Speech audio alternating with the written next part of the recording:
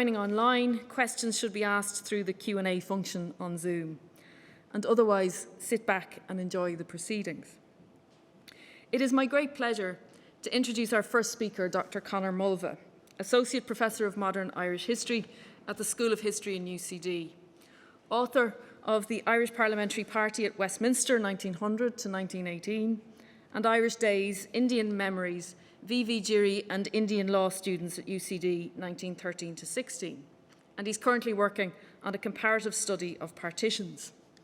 His paper today, I think, is a vital prologue, if you like, to the conference as a whole and to our understanding of the handover, exploring how the negotiations towards the Anglo-Irish Treaty were shaped by a variety of individuals in London. He considers how we got to the point of the handover and what shaped that transfer of power.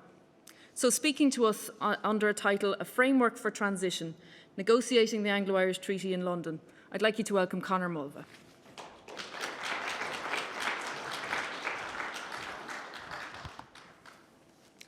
Good afternoon, everyone. This afternoon, I want to begin, first of all, by thanking the Treaty Relatives Group for their encouragement and support as I wrote this paper, which I'm going to deliver today. In particular, I want to pay thanks to Carol and Richard Fawcett and to Maurice Manning for their encouragement and support throughout the writing of this paper. I also want to congratulate Edith Segarra and Fiona Murray on their recently published Men and Women of the Anglo-Irish Treaty Delegation 1921, which has been of great assistance to me in further understanding the scale and diversity of the whole Irish negotiating team in London in 1921. Finally, I want to congratulate Professor Anne Dolan on her work in organising today's conference, which encompasses the very best of what commemoration can be: new perspectives, nuanced insights, and inclusive discussion. In beginning with the Anglo-Irish Treaty, I believe it is important to start proceedings by asking what was being handed over, by whom, and to who. Today, I don't want to enter into a detailed analysis of the articles of the Anglo-Irish Treaty. Instead, I want to explore how the treaty was negotiated. The delegates plenipotentiary of the Irish Republic entered into their deliberations in an age of negotiations. We are all too familiar with the comparisons between the negotiations held in Paris after the armistice and those held in London. First with the delegation headed by De Valera in July 1921, and later by a delegation headed by Arthur Griffith from October to December. I want to explore the longer history of Irish negotiations rather than going into international comparisons. I believe the negotiation of the Anglo-Irish Treaty should be viewed as a continuation of a strategy of soft power, sociability and statecraft spearheaded by Lloyd George between the suppression of the 1916 Rising and the handover of power to Dáil Éireann on this day 100 years ago in January of 1922. In a period when unionist influence was almost ever growing in the United Kingdom's coalition government, Lloyd George repeatedly attempted a policy of negotiation, conviviality and fostering moderation, both in the identification of individuals and the promotion of moderate ideas. I want to argue that, far from constituting a sideshow to the Anglo-Irish Treaty, the social side of the negotiations in London were designed to foster this conviviality and moderation among the Irish delegation. Furthermore, I see it as a continuity of previous attempts at resolving the Irish question in which Lloyd George featured prominently, essentially as an arm and a strategy of Lloyd George policy. First and foremost, I'm a historian of Home Rule, and the Irish demands and the British proposals to solve the Irish question while remaining within the confines of empire stretch back to the first Home Rule Bill of 1886 and forward to the fourth and final iteration of this piece of legislation, the Government of Ireland Act 1920, which partitioned the country. The handover we mark today constitutes an end point in the Home Rule question and a milestone on a much longer arc of Anglo-Irish relations stretching from the Union to Brexit. Conceptually, the question of building consensus through dialogue had a long lineage in Irish political history, stretching back to the era of constructive unionism under the Tory administrations of 1895 to 1905. The ever-present but never central figure of Sir Horace Plunkett in Anglo-Irish relations provides a strand of continuity between the era of constructive unionism through to the Irish Convention of 1917. Lloyd George was enthusiastic about the Convention's ability to outsource the intractable Irish question, which had become an Irish problem for a wartime Prime Minister, and he wanted to send this to a representative body of Irish men. While the Convention succeeded in bringing the Irish Parliamentary Party to the table after Lloyd George had double-crossed them in proximity talks following the 1916 Rising, the Convention failed to bring in two key cohorts and players, Sinn Féin and the Ulster Unionists, who were both politically popular and mutually opposite in their isolation from the Convention. Although the Irish Convention ended in drift and ultimate failure, particularly after the death of John Redmond in the spring of 1918, we can see in it a heavy emphasis on the social satellite events which brought efforts at consensus building and fostering a convivial atmosphere between the representatives. Some of these attempts appear contrived and ill-fated. Visiting Dublin at the time, the London socialite Lady Diana Manners gave a vivid description of the clash of cultures which arose when the Convention, stacked with municipal representatives, dined at the Viceregal Lodge. To quote Manners, 40 to dinner, Convention men, Labour ones and peers, red ties, diamond studs and stars, the table and all its pleasures a treat, all gold and wine and the choicest fruit. One conventioner said to me he had never tasted a peach before, and I don't believe him. After dinner, talking to the conventioners, some of them a bit unintelligible, and smoking the gift cigars. Spaced between the space and the ceremony of this was at the heart of what was being attempted. Political wooing was the order of the day. Without Sinn Féin and the Ulster Unionists inside, the Convention's soft power tactics were being leveraged against the wrong audience by the spring of 1918 in a rapidly changing Ireland. The backdrop of empire was unavoidable, both in 1917 and in 1921.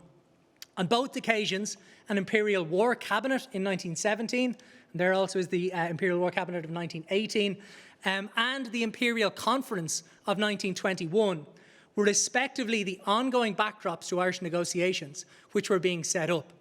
In July of 1921, when De Valera met with Lloyd George, Lloyd George dangled the prospect before him of a seat at the Imperial Conference table.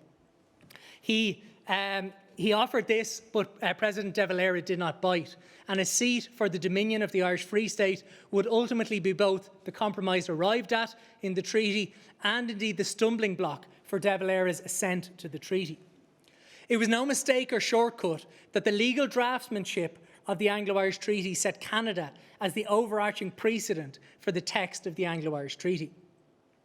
While white settler colonies of the Empire, now Dominions, represented a reinterpretation of empire led from the centre, the imperial metropole carried out an increasing policy of self-governing dominions. The trajectory begins with the foundation of Canada through the British North America Act in 1867 and carries through to the federalisation of Australia with its constitution in 1900 and thence to the Union of South Africa in 1909. And the figure of Jan Smuts is a key figure who participates in Irish relations in 1917, coming from the Imperial Cabinet to possibly chair the Irish Convention, something he declines, and in 1921 when he ventures to Dublin as this poacher turned gamekeeper of empire. Both the Government of Ireland Acts of 1914 and 1918 can be seen to constitute later nodes in this tree of imperial reconfiguration. So too can the Anglo-Irish Treaty and the formation of the Irish Free State. However, between 1919 and 1921, Sinn Féin was pushing in the opposite direction, asserting independence rather than lobbying for legislatively granted Dominion status. Likewise, Irish emissaries abroad had been directly courting Indian Gadars, Russian Bolsheviks and Mexican revolutionaries, as well as appealing more generally to the free nations of the world in their search for solidarity and recognition. As such, the treaty can be seen as Lloyd George reasserting control over an Irish situation at a time when its trajectory was veering much towards an anti-imperial direction. While it's not within the scope of such a short paper today, one unintended consequence of Lloyd George's successful strategy to retain Ireland within empire through the treaty was that he perhaps dragged a Trojan horse in from the Irish morass. By 1926, Ireland was working with Canada and South Africa to limit Britain's hegemony within the now Commonwealth. By 1931, the Statute of Westminster had at least brought the principle of theoretical equality within the constituent countries of what was then referred to as the Commonwealth rather than the Empire, and it's the treaty that first makes that distinction. Returning to the social contrast between the 1917 Irish Convention and the 1921 treaty negotiations, there's a perceptible generational shift and a much subtler shift in gender politics, by the way, when considering the body of 100 representative Irish men who convened in 1917 and the young treaty team who travelled to London in October of 1921. While the social satellite events of the Irish Convention were characterised by impressive banquets and soirees which were populated by an older generation of men, mainly municipal politicians and their hosts from the Anglo-Irish aristocracy, the Dáil delegation in London ensured firstly that it would provide its own entertainment primarily, and secondly that they would largely keep to themselves. The base for Irish negotiations in London was two properties, 22 Hans Place and 15 Cadogan Gardens. They were both a little over a mile from Buckingham Palace and 2 miles from Downing Street, where the negotiations took place. Admittedly, the Irish delegation did rub shoulders with certain members of London high society in instances reminiscent of convention-era parties. These included Belfast native Sir John Lavery and his glamorous American hostess wife Hazel, who entertained the Irish delegation during the negotiations. Sir John famously painted a series of portraits of the delegates, capturing the mood and the moment in striking terms. The delegation also met with Chesterton, Belloc and Arnold Bennett. Indeed, Collins noted in a letter home that he was reading one of Chesterton's novels mid-negotiation. While men like Collins and Childers were no strangers to London, having both worked there as recently as during the First World War, others didn't have the same familiarity and appeared to be awestruck by the imperial metropole. Lily O'Brien, secretary to the delegation, wrote home about everything from breakfast chocolates to red Indian outfits and other toys that she bought for her nephews in Harrods. Edith Segarra and Fiona Murray note in their new book on the treaty how theatre appeared to be one forum in which soft power was at play. The Irish delegation, politely declined an invite to John Bull's Other Island at the Royal Court Theatre. However, Griffith, not someone I usually associate with ballet, found himself sitting next to Lloyd George's predecessor, Herbert Henry Asquith, at a production of The Sleeping Princess by the Russian Ballet. So these are the instances you see of soft power and instances of encounter which led to some form of conviviality. Meanwhile, in making their own fun, at the top of some very lively parties in Hans Place, Segarra and Murray describe huge events organised, such as that by Art O'Brien and the Irish Ireland Societies in London. This was held at Albert Hall on the 26th of October and brought a crowd of between 6,000 and 8,000, mostly dominated, we assume, by the Irish in London. Here, the Irish Treaty delegation were seated on stage in the Albert Hall, and the programme consisted of Irish songs, concluding with the singing of the Soldier's Song. Lily O'Brien recorded one of a series of hoolies, that's her word, not mine really, of the delegation, which were hosted in a letter home on the 20th of November. Here she notes the absence of Barton, who in fairness had a tooth extracted the previous day, along with Childers, who seems to just not have been feeling it that particular day. And their absence appears to have put Hooley's to an end for good. It's perhaps reading into the dates a little bit too much here, but the end of frivolities in late November coincided with rising tensions in the sessions of the negotiations. In Downing Street, Lloyd George isolated both Griffith and Collins early in the negotiations, and he separated them on key issues. Meanwhile, the cousins, Barton and Childers, Childers not being a plenipotentiary but the secretary to the Irish delegation, were identified by Lloyd George and his colleagues as the most intransigent of the Irish negotiating team, and the Prime Minister sought to keep them as far away as possible from the action. Lloyd George was equally troubled by factionalism on his own side. In early November, he had brought fellow delegates, Lord Birkenhead and Winston Churchill, around to supporting the plan for an Irish peace. However, a cabinet Andrew Bonar Law, not one of the negotiating team, who would succeed him as Prime Minister within a year, was engaged in machinations behind the scenes and was mobilising Conservative diehards against Lloyd George's scheme for peace in Ireland. Looking at the negotiations at a century's remove, it's easy for us to downplay the looming threat of immediate and terrible war as it was presented to the delegates in London. On the 4th of November, back in Dublin, Dáil Cabinet minutes showed that the situation was so precarious in London, and that's only at the 4th of November, that it was resolved by the Minister for Defence would take immediate steps to recommission the Army, the IRA. Such was the fear of war at this time that plans were put in place for contingencies in London, should the talks break down. In the South London aerodrome of Croydon, a biplane was purchased by the Irish side and was on standby from the 24th of November to get Collins and presumably other delegates back to Ireland in the event of a breakdown in negotiations. At the same day that this aircraft was confirmed and put on standby for the Irish delegation, Frances Stevenson, who was Lloyd George's secretary and also his mistress, later his wife, recorded in her diary that SF, Sinn Féin, are being very difficult, and David tonight said that it looks as though a break may occur at any moment. So that's the 24th of November. The negotiations would be kept on track, and the revised articles for agreement were under consideration by the Irish delegation on the 1st and 2nd of December. The Irish Cabinet met on the 3rd of December, and those Cabinet minutes are probably the most revealing of the feeling in Dublin just before the signing of the treaty. Here, they talked about their difficulties. And to quote from a letter that Griffith wrote to De Valera after the meeting on the 2nd of December in London, he said they talked of their difficulties. We said that we had many and that we had tried to meet them. They asked what the difficulty was about going in like Canada to the Empire.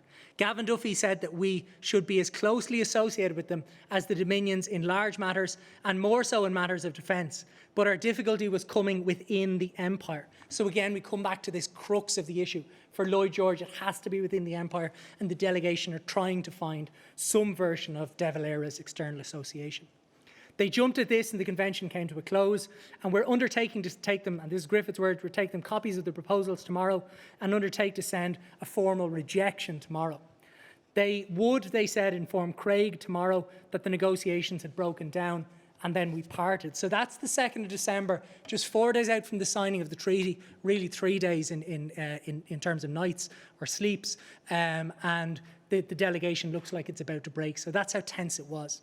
In searching for the significance of the Anglo-Irish Treaty in global context, reactions to the text in the British Houses of Parliament at Westminster are perhaps more illuminating than the often quoted Dublin Treaty debates. Here we can just see a diary entry from the aforementioned Horace Plunkett about his views of what was happening in London. This is his diary entry from the 14th of December. And here he says that Lloyd George has staged the whole business with marvellous skill. His press, his public, world opinion all did their part. So this is where I really come to this idea of soft power and Lloyd George policy. Now, returning to the House of Commons, one of the diehard Conservatives there regretted all that Britain had lost in signing the document. So we think about this as Irish concessions, but I want to flip it on its head and think about what England actually gave away, or what the British Empire gave away. And here, Gretton says, in a deeply pessimistic view of what Britain had given away, quite literally handing over the keys of the castle to Sinn Féin, that this House regrets that the proposed settlement of the Government of Ireland involves the surrender of the rights of the Crown in Ireland. It gives power to establish an Irish army and navy. It violates pledges given to Ulster and fails to safeguard the rights of the loyalist population in Southern Ireland. Further, he derided the British Commonwealth of Nations as a concept, saying that no such entity existed. And this captures for us that transition of language and its impact on the British Empire, now the British Commonwealth de facto as a result of this document.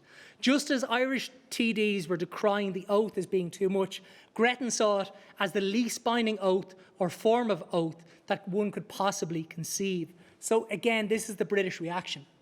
Meanwhile, I want to move from the House of Commons to the House of Lords to look at someone who played no hand actor part in the treaty and was deeply upset as a Southern Irishman who had pledged himself to Ulster in how this played out.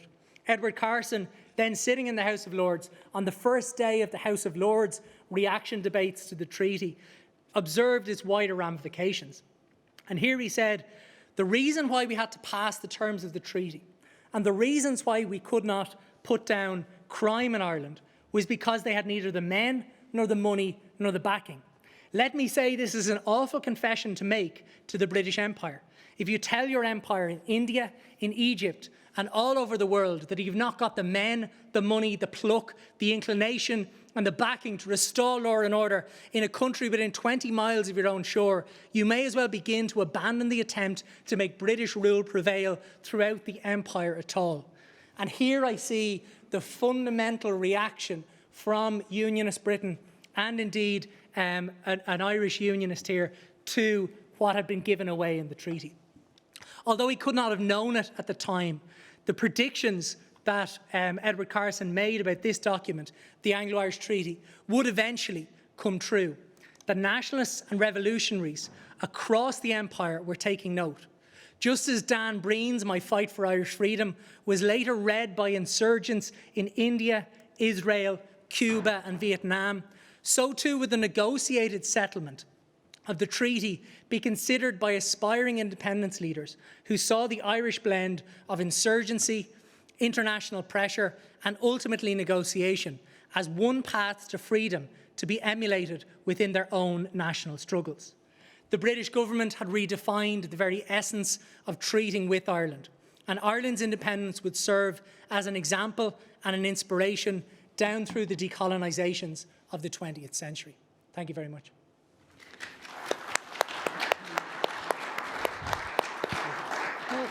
Thank you, Conor. I think we've just a few minutes for questions, if anyone would like to ask some questions. And while you're maybe having a quick think about it, Conor, could I ask you a quick question? Sorry.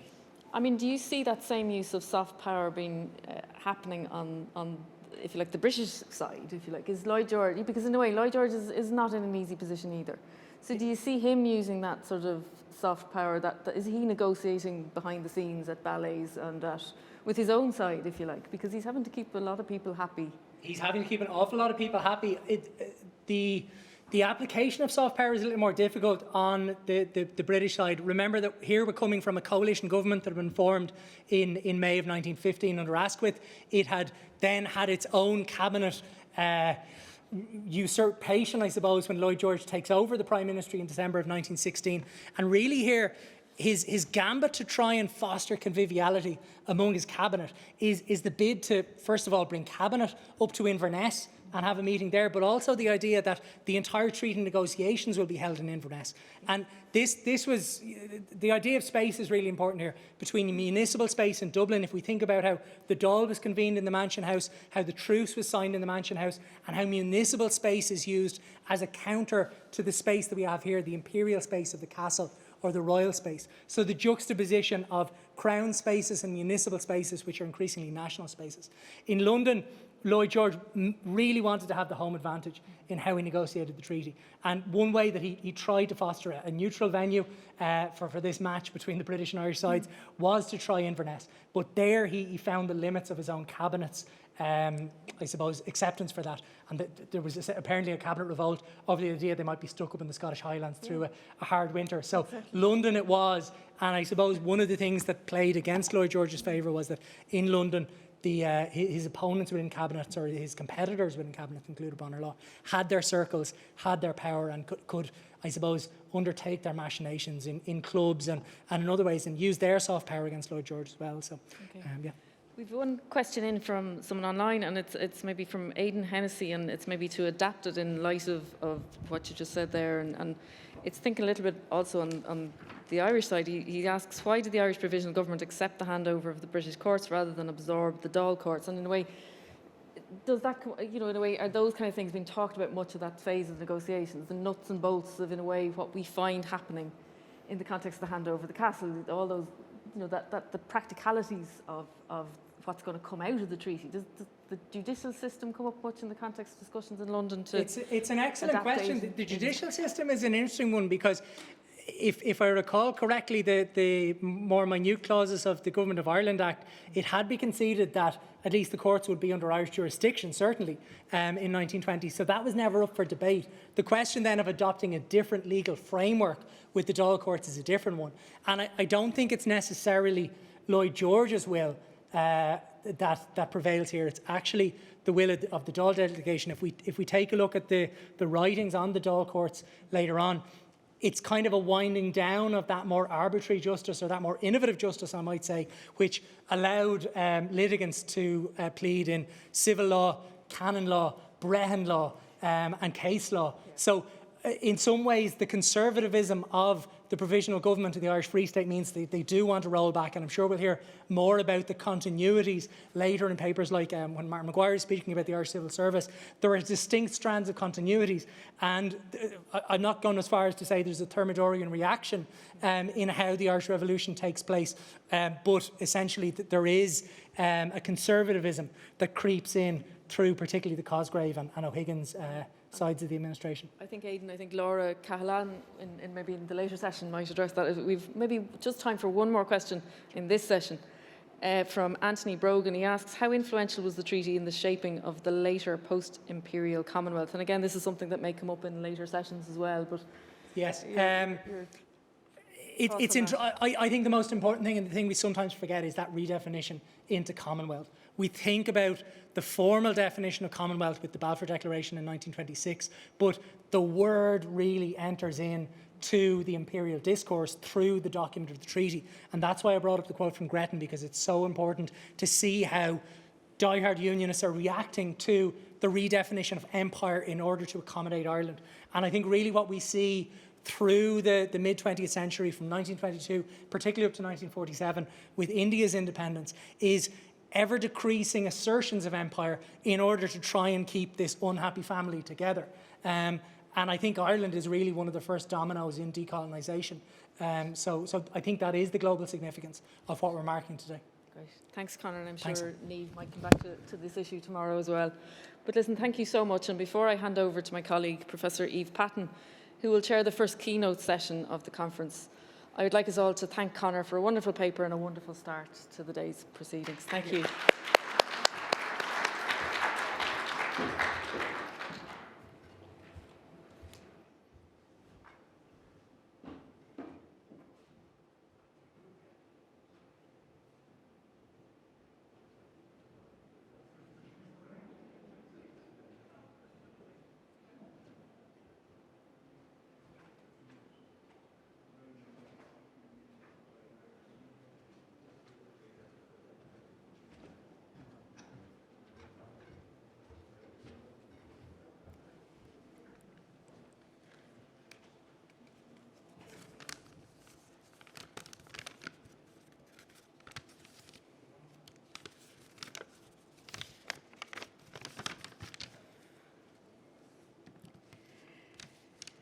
Well, good afternoon, everybody, and welcome to the opening keynote panel of the conference. I'm Eve Patton from Trinity College, Dublin, and I'm really pleased to be chairing this first session of what promises to be a really stimulating series of discussions today and tomorrow.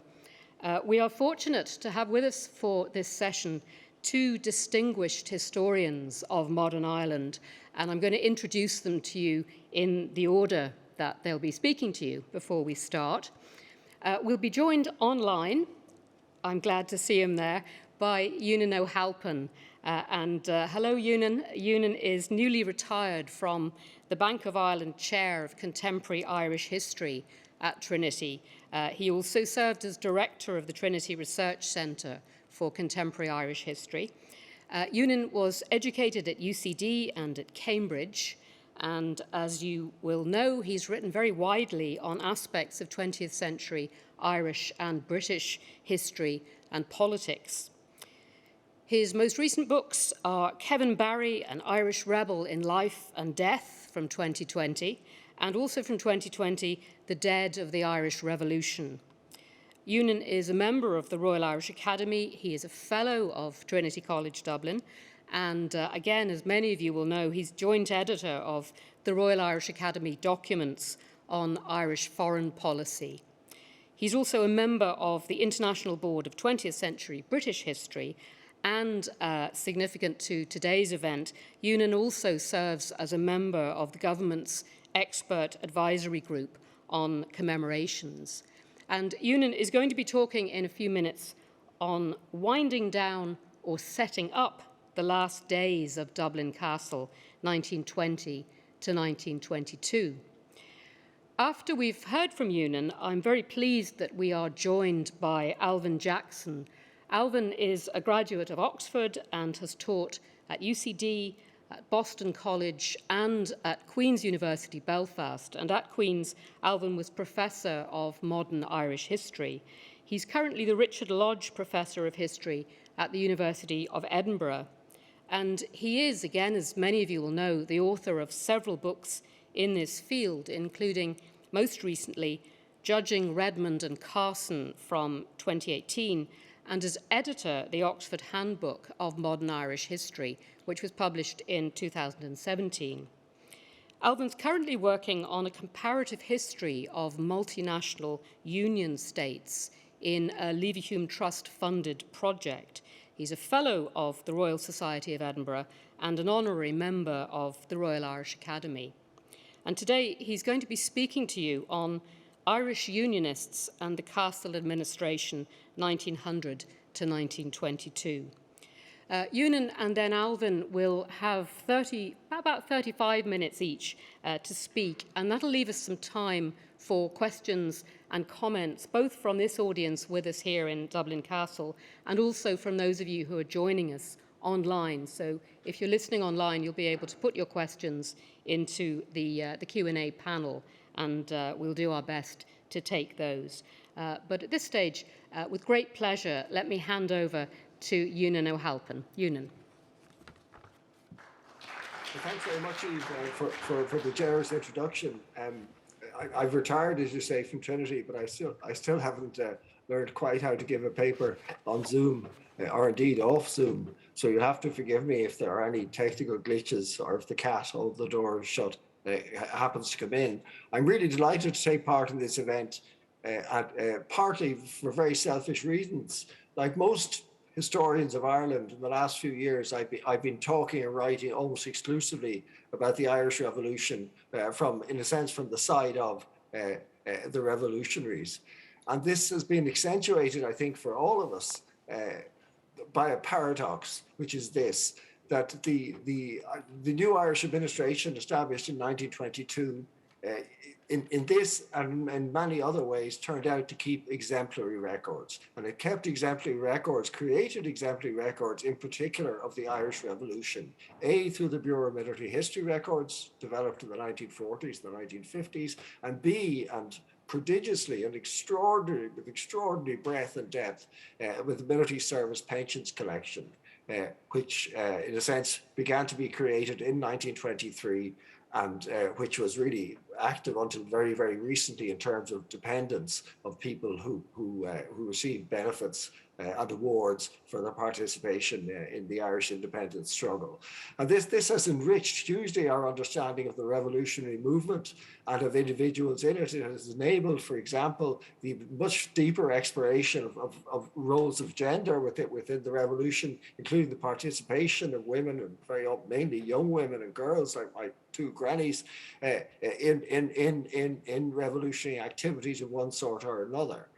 And this is all to the good. But on the other hand, this fantastic cornucopia of material has led us to look in ever more microscopic detail at only one part of the puzzle of how the two Irelands emerge in 1922. And also, it almost distracts us from the big question of how come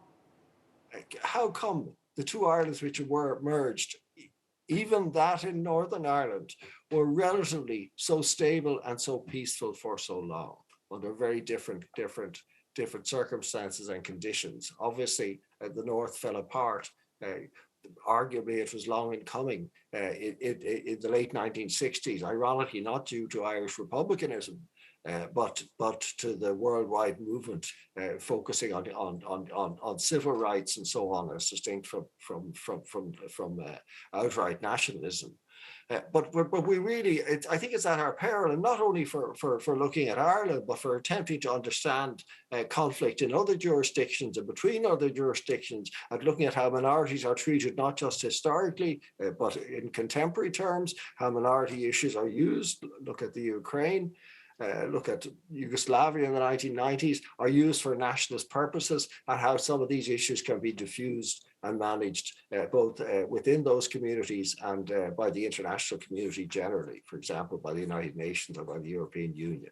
And I think we have a real problem as historians of modern Ireland, North and South, and historians also of the United Kingdom, precisely because we increasingly focus on the minutiae of the violence, and to an extent of the people around the violence, those impacted by violence, the dead, as I've done with Daithí O'Coroyne, those who participated in violence, and the wider communities who were affected by violence.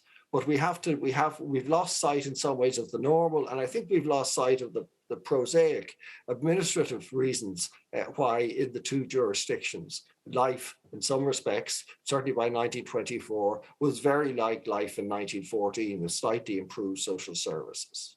It was not chaos. It was, in a sense, back to the future or forward to the past. So what I want to do in this short paper, and you may well have to, as ever, Chair, to cut me off or something, as I ramble on. I want to invite some consideration of the part paid in particular by British and Irish officials. That's to say, officials serving the two entities rather than by their individual nationality, and by the British and Irish administrative systems in the politics of Anglo-Irish relations in the revolutionary era. And also the notably smooth establishment of the administrative apparatus of the new Irish state at both central and local government levels. And I would add also in the new Northern Ireland state or provincial government. I argue that the relative ease with which the systems of public administration in both new Irish jurisdictions bedded down and won acceptance reflected a very widespread public desire for a return to some kind of normalcy after the disruption caused by the Great War, which again we have heard a lot about, thank heavens, in recent years, and by political violence. I also want to comment briefly on the impact which those years had on how independent Ireland was viewed in London, and more specifically in Whitehall, by which I mean the administrative heart of the British state. I think this is an important aspect of the story, specifically of the reform of Dublin Castle from the middle of 1920 on, which in terms of wider Anglo-Irish relations is often overlooked or discounted because in a sense it's not political, it's to do with how civil servants and officials viewed Ireland rather than how it was talked about publicly and in political terms.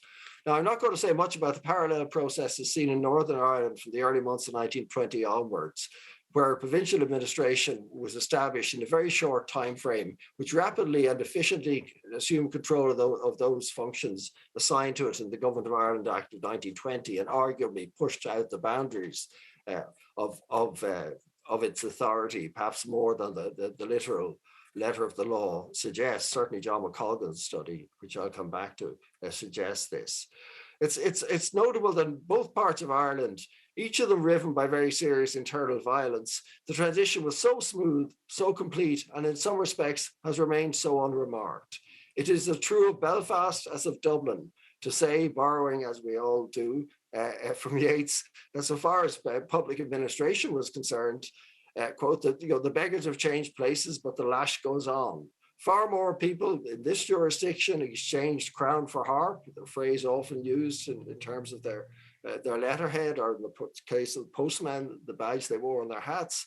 But they continued to work in the same old way for the two new states as they'd worked for the old. And I think there are probably far more of those people, certainly in this jurisdiction, than there were people who actually ever carried a weapon in the IRA. The IRA being notoriously short of weapons, up to the truce at least, are smuggled, as many women did, smuggled dispatches or tended to wounded volunteers on the run, as members of Common Amon did. And it is true of women, at least of single women, at least as well as of Irish men, that many thousands remained where they were, but simply worked for a new jurisdiction. And obviously this had profound implications for the way administration, the way central government and local government worked, or some would say failed to work. There continues to be a problem, not just with historians, but with the media, I have to say, in relation to anything to do with public service and with civil servants. As recently as this week, an opinion writer in the Irish Times, and we should, of course, genuflect the Irish Times, held forth on the manifest inadequacies of Irish officialdom. In similarly ill-informed and cliched vein, on the 17th of December, the Daily Telegraph in London, whose ring we should always kiss, ran a piece opining that all that hindered Boris Johnson, the Prime Minister, in case you're wondering, from achieving political nirvana was what is termed, quote, the blob, which is a term coined by a journalist turned politician, Michael Gove, to describe officials, bureaucracy and expertise generally, with particular knowledge of areas of policy, who got in the way of radical thinking by their political masters. Charles Moore, writing in the Telegraph, believes, quote, this is not the end of Boris Johnson if he stops kowtowing to the interests of the blob. Well, we might add, and if he stops going to parties. In some respects, Irish narratives of the independence process, and indeed of later milestones in Anglo-Irish relations, North-South relations, and in the resolution of the troubles in the North, similarly either dismiss or just ignore the work and achievements of the servants, the civil service, the officials of both the Irish and the British states. So that's the first part of my party political, or my civil service political broadcast. In 1984, my late colleague David Fitzpatrick wrote that, quote, the functioning of the Irish administration during this transitional period from 20 to 22 remains an unpopular and almost unpopulated field of study. That's even more the case, I would say, today than when David wrote. The emphasis now is in research and publication, especially during the decade of centenaries, has emphatically been on revolution and on revolutionaries. And to extent, others, as I've mentioned, touched by revolution, rather than on administrative and legal transitions, or on the remarkable degree of continuity rather than of change in Irish life, North or South, arising from the establishment of two jurisdictions, one sovereign and one provincial, on the island after 1920. And most of the available scholarship, I'd say, on these matters is of a certain era. For example, R.B. McDowell's The Irish Administration, 1801 to 1914, was published in the early 1960s, and it remains the only systematic study of the development and operation of the mechanisms of government during British direct rule, to use that term from more recent decades in Ireland throughout the 19th century. And McDowell, in what is, like so many works when I was young, I read sort of without appreciating their depth and subtlety. But he brought out the complexities and peculiarities of British government, and I say British government in Ireland, as the role of the state expanded, which were in some ways were much more akin to developments in Scotland, and we should really look to Scotland for administrative comparisons, more than in England and Wales. And he described comparable tensions between new activist agencies with the proto-developmental mission of which the Department of Agriculture and Technical Instruction set up in the early 1900s, and the maverick Congested Districts Board are the most conspicuous examples, and other departments and agencies which essentially saw themselves simply as local sub-offices or acted as local sub-offices of London. Of London departments. McDowell also brought out the degree to which the higher reaches of Irish administration were permeated by politics in a way which central British bureaucracy was not. In fact, I would argue the two central bureaucracies headed in different directions. Certainly from the 1850s on, it became accepted in Britain that civil servants were there to serve, were not elected, were not chosen by political parties. They were not to favor political parties. They were given permanence in return for permanence. They were to serve whatever masters the electorate provided for them. They were not to be themselves political partisans. From the 1880s in Ireland, such a role became almost impossible, such a stance for senior civil servants. Whether they liked it or not, they were identified and classified largely by reference to their religion, and most were Protestant, and the ones who were Catholic were then accused of being promoted to high office simply to keep the nationalists quiet or to keep them happy, and their imputed attachment to or dislike of home rule. It's very striking how by the turn of the 20th century, this politicization had come to affect not only Irish officials, that's to say officials recruited by the Irish bureaucracy, but officials of British departments posted to Dublin. And a prime example of this is a man called Maurice Headlam, who had come through the conventional British meritocratic recruitment system, had been appointed to the Treasury, having been at university, which means he was regarded as a high flyer. But once he comes to Dublin as the, quote, Treasury remembrancer in the early 1900s, he's the Treasury's representative in Dublin. His job is basically to stop, to reduce public spending as much as possible and to say no to all possible initiatives by Irish departments. But he became a highly partisan official. So even though he came from the Whitehall ethos, he lost that very quickly. So much so, I would argue that he merited dismissal. He was in correspondence throughout the period of the Liberal government, which he served with Walter Long, who was in some ways the diehard leader of Irish unionism, and who had been briefly the Minister, the Chief Secretary for Ireland in 1905 and 1906. But Long, who was in some ways a very correct man, but he saw nothing wrong with the Castle official, the Treasury official, writing to him about what his political opponents, the Liberal administration, was doing in Dublin. And Headlam did that until he was disposed of in 1920 as part of the Castle reforms and sent off to a real backwater in Whitehall. I think it's the National Debt Office or something. If you're ever offered a job there, do your best not to accept it. I must also mention particularly Roland Fanning's quote, the Irish Department of Finance, 1922-1958. Mary Daly's studies of the Departments of Agriculture and Local Government, and John McColgan's forensic examination of the administrative transition in Dublin and in Belfast between 20 and 1922. It's interesting that in his introduction to McColgan's book, Nicholas Mansard, of course, whose son has played an enormously important part in the background, not quite as a party official and advisor rather than as a civil servant in the Northern Ireland, in moving towards peace in relation to Northern Ireland. But Mansard drew attention to parallels between developments in Ireland and what happened in India, on which he was a great expert, as she simultaneously achieved independence in 1947 and experienced a sudden, violent and unplanned, in administrative terms, partition. I should add, my own very limited experience of Indian bureaucracy and Indian archives suggests to me that dramatic though independence may have been, the new Indian state reflected a very high degree of continuity in administrative culture and processes, some of them faintly Victorian, if not completely Dickensian, as anyone who's been confronted with Indian bureaucracy, I'm sure, would agree. I also need to mention the work of Dr. Loan O'Brien. I do this I assume everybody has read Loan O'Brien's works. They were published in the 1950s, the 1960s, and the early 1970s. O'Brien's in some ways an extraordinary figure. He, on the one hand, he was a career civil servant. He ended up as head of the Department of Post and Telegraphs, where he saw the creation of the National Television Service. But he was also an archivally driven historian, and he wrote about the Fenians, he wrote about Robert Emmet, he wrote about the IRB, both in Irish and in English, but he also wrote about administration in Ireland under British rule. And being perhaps, because he was a very senior civil servant, he understood, I think, the nexus between, on the one hand, the bureaucracy and permanent civil service, and on the other, elected politicians and cabinet government.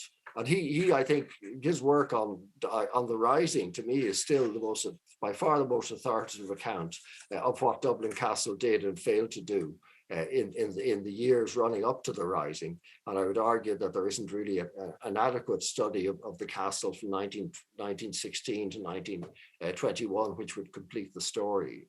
I covered it to a limited extent.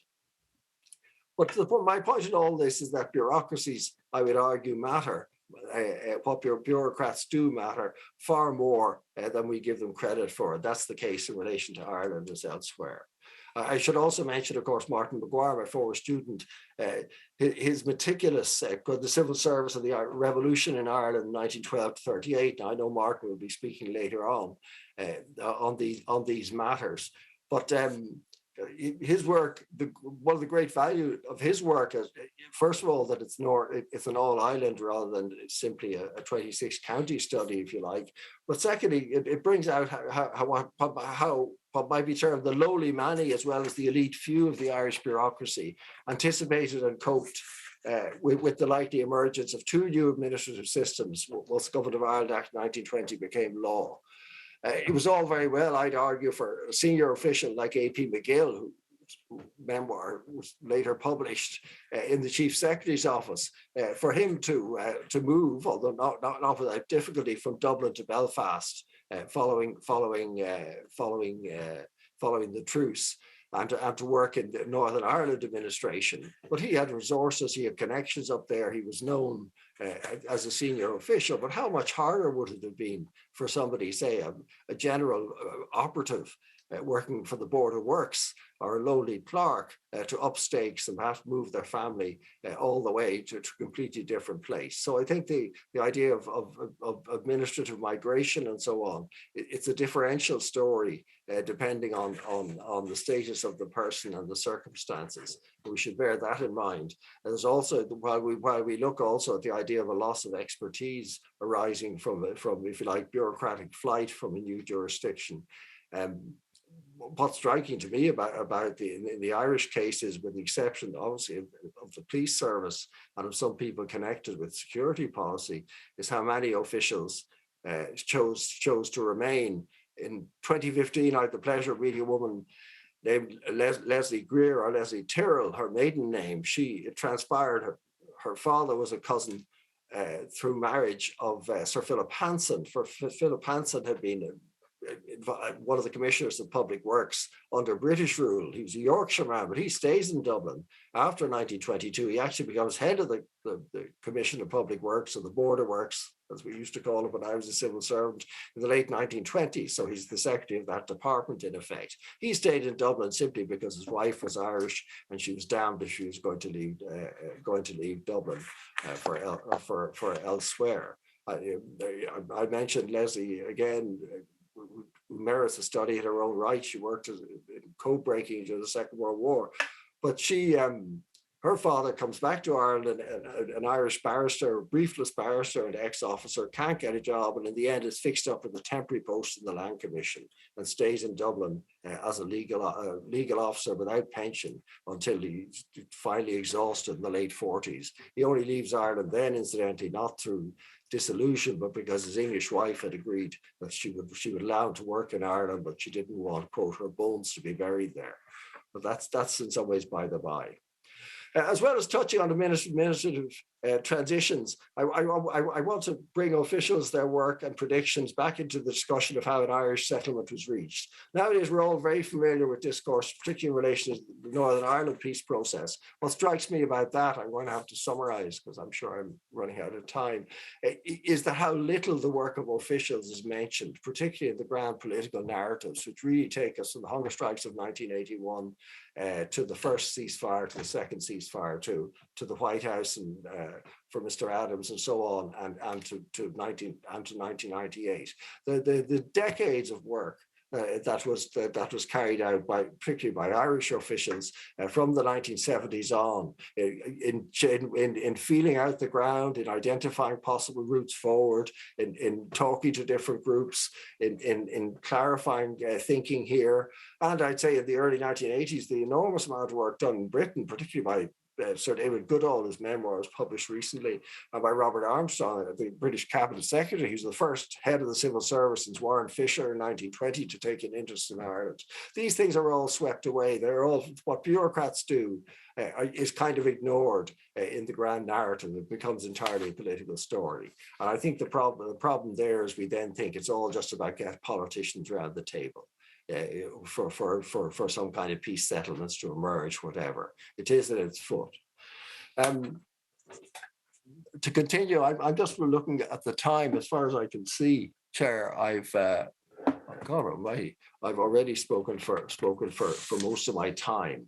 So in the remainder of my paper, I want to make a number of very general points to point out the important role played by officials, in British officials, in advising on and executing British policy towards Ireland, for better or for worse, between 1920 and 22, to argue that the quality of advice which they gave changed radically once in the spring of 1920 you got a high class officials inserted into Dublin Castle, and thirdly to argue that what happened in Irish administration, specifically in the Castle between 20 and 22, was crucial in determining the nature of the two new self-governing Irish entities which emerged from the Government of Ireland Act and the Treaty of 1921.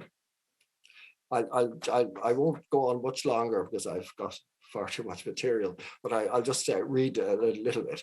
On the 4th of May 1920, Dublin Castle received an unwelcome visitor. Sir Warren Fisher, recently appointed at the age of 39 as permanent Secretary to the Treasury and also to the new post of Head of the Civil Service, arrived accompanied by two officials. He came with the personal direction of Prime Minister David Lloyd George, who trusted him implicitly from when he had worked with him when Fisher was the Inland Revenue. Fisher also had the complete confidence of Andrew Bonner Law, the leader of the Conservative/Unionist Party in government, to whom he separately addressed various impassioned critiques of British security policy in 1920 and 21. The Castle's chronic problems had, Fisher wrote, been accentuated since the end of the Great War by the rise to ascendancy of a clique of highly partisan, it has to be said, Unionist officials who firmly resisted efforts to establish contacts with the revolutionary movement. They'd isolated and pushed out the head of the Inspector General of the RIC, Sir Joseph Byrne, precisely because he had argued that Sinn Féin was a movement with which business had to be done and could be done. So they said he was a coward, and they effectively pushed him out until Fisher got to hear of it. Fisher's verdict on the Castle is striking for various reasons. He wrote, it was as damning as it was colourful. He reported that, quote, the Castle administration does not administer. On the mechanical side, it can never have been good and is now quite obsolete.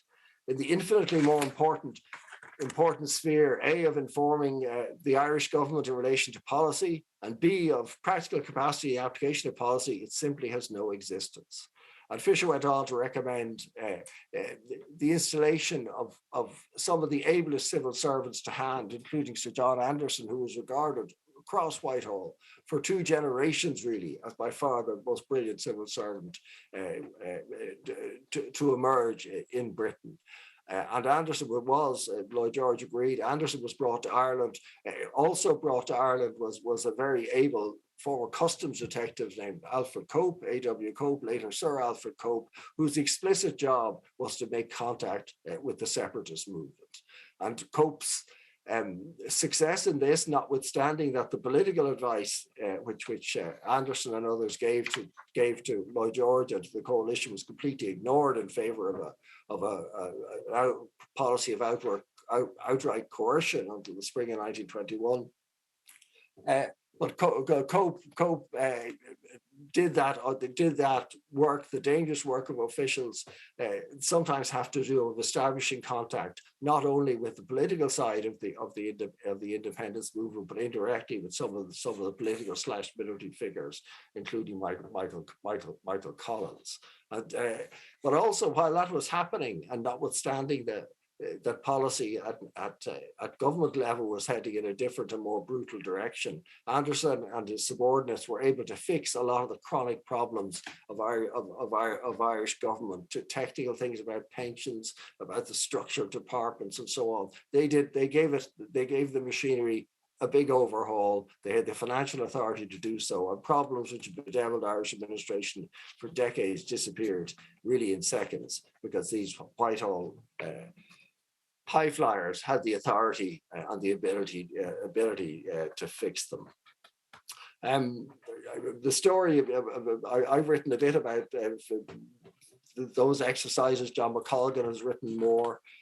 Roland Fanning, in his History of the Department of Finance, as I've mentioned, has emphasised not only the importance of Fisher's, the people Fisher brought in, but also of the continuity which in a sense they ensured in transitioning the administration in Dublin from being under British control to being under Irish post-revolutionary control. I would add to that, and I would argue it was quite significant in the 20s and 1930s at least, that because the Treasury had been at the centre of this Irish initiative, even when relations were very bad, particularly once De Valera comes to power, and even when most departments in London and the government itself was very hostile to and fearful of the restless Dominion as it had become, and particularly under De Valera, within the Treasury there was a very strong pro-Irish sentiment. I was very struck when I was researching the Treasury.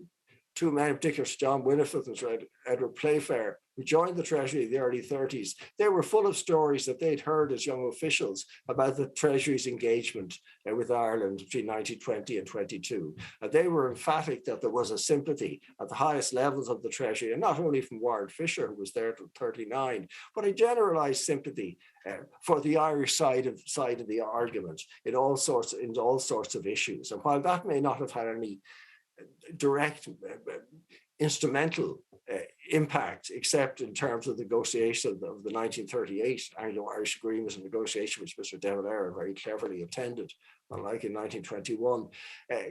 There was a general goodwill within the Treasury, regarded as an austere and hateful department generally, but there was a general goodwill, at least for a generation and a half, towards independent Ireland. Indeed, to quote Eddie Playfair, in a letter to me, he wrote that he was a finance specialist during the Second World War. It was noted, quote, that the Irish Department of Finance was more papist than the Pope in terms of its management of its sterling balances, and would never send a penny anywhere in the world without letting the Treasury know and seeing if it was okay.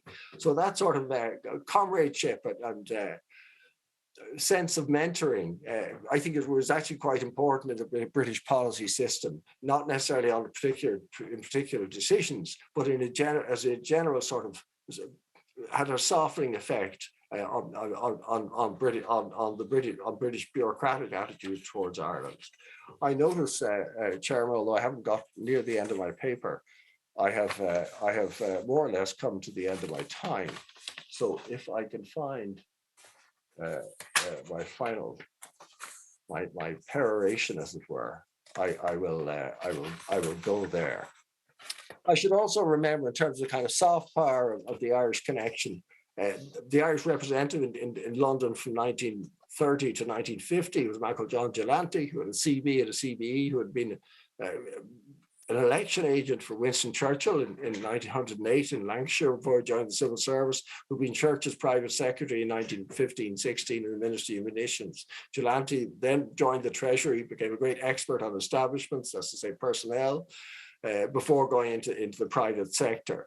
And again, these kind of connections, I mean, Winifred and Playfair were young civil servants, but they'd heard of Gelante. They knew he was connected. They knew that he knew lots of people across Whitehall. And I think at the official level, these kind of links, we ignore them. They don't appear very often in the documents, but they're actually quite important in helping in climate setting, if you like, and sometimes in problem solving at a level between bureaucracies, which never gets to a high table and never gets to a sort of a public confrontation. And we see in terms of the bizarre negotiations over Brexit, for example, how very difficult it is to fix a technical problem in a public forum and in a confrontational setting. And matters which might easily have been dealt with in terms of Brexit by officials, because they become public, become politicized, and then can't be fixed. So I think what I'm saying is there's a kind of a reservoir of goodwill in London, especially in the Treasury, certainly to the 1940s, towards independent Ireland. And there's a corresponding skepticism about Northern Ireland, it has to be said, which is one of the outcomes of the I have 3 minutes, I'm told. I doubt if I have that. One of the outcomes of the Treasury's particular engagement in the reform of Dublin Castle between 1920 and 22, and the handover of a more or less working administrative system to the Irish. And for those who say that, who wonder whether this is significant, I would say if you look at what the two Irish states achieve in their first years of existence, whether you like it or not. They both consolidate very quickly.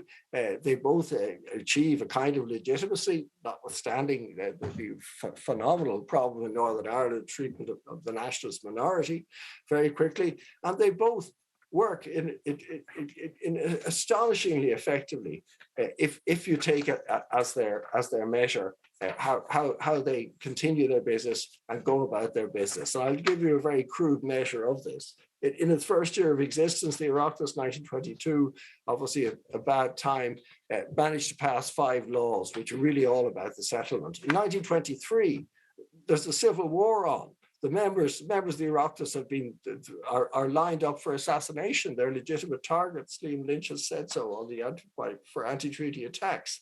They introduce a total of 58 laws, right? 58 bills become law in 1923. This figure wasn't exceeded by any Irish government for the rest of any Irish Parliament for the rest of the 20th century. And these are very complicated laws. There's a Land Act and land legislation I'm happy to say I know nothing about, but I can assure you it is complex, it is tangled, it is whatever. It includes, they move on to 24, where they completely change the basis on which Irish government works, the Ministers and Secretaries Act. They change the legal system. There was a mention of that from one of Connor's questions to Connor with the Courts Act. These are phenomenal changes, and these aren't just political successes. These are administrative successes. There have to be officials who understood this stuff, who knew the existing law, who knew how to change it, and who had an idea of how these things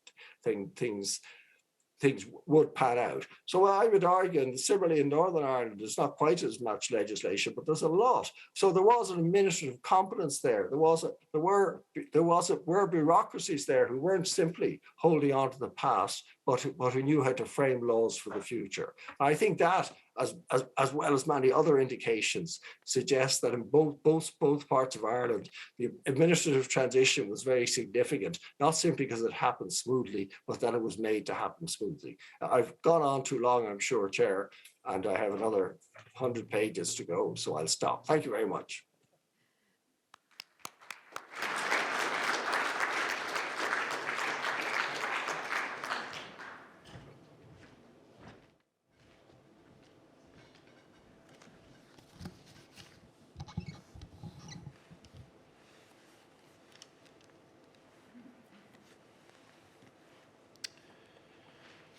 Well, thank you once again, Eve, for your very kind introduction. And can I also take this opportunity to thank both Anne Dolan and Martin Mcguire for the invitation to speak today. I'm delighted and honoured to be here.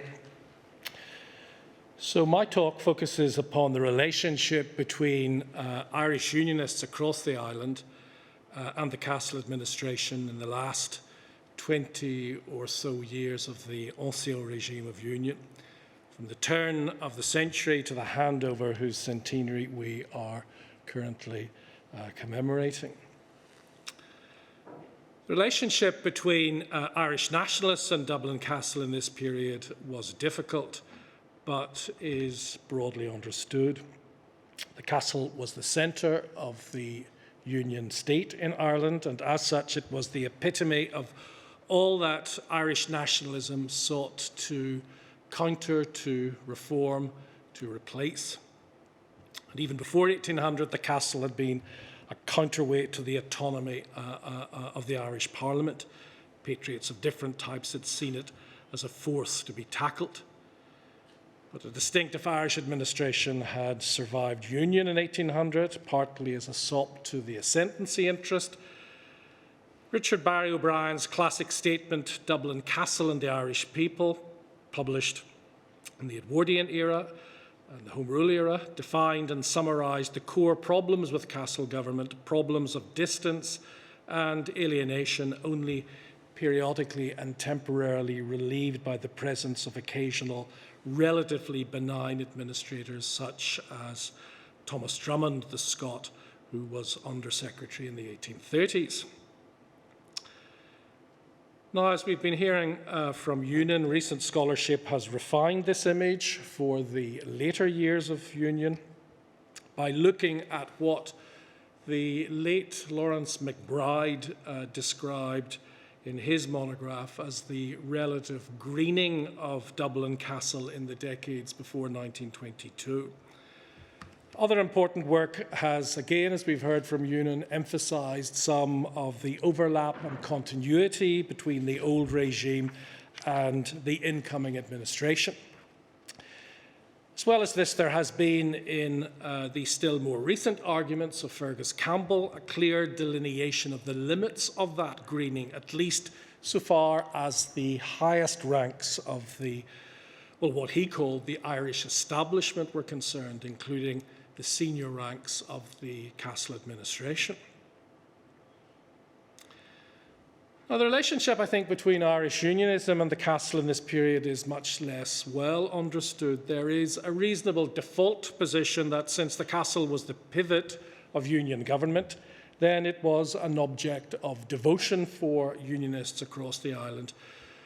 But this was not wholly or even predominantly the case, and while many Irish unionists were challenged by the triumphant accession of Michael Collins and his ministerial colleagues in January 1922, they were often relatively unperturbed by the reformulation of the Castle itself. And this was partly because the Castle now, in January 1922, had come to matter much less than hitherto for most unionists, certainly in the north of the island. But it was also the case, I think, that behind the events of January 1922, there lay years of tension, not only between the Castle and the nationalist communities on the island, but also between the Castle and unionists across the island. Expressing this another way, the explicit unionist embrace of partition after 1912 was effectively and in part a rejection of Dublin Castle.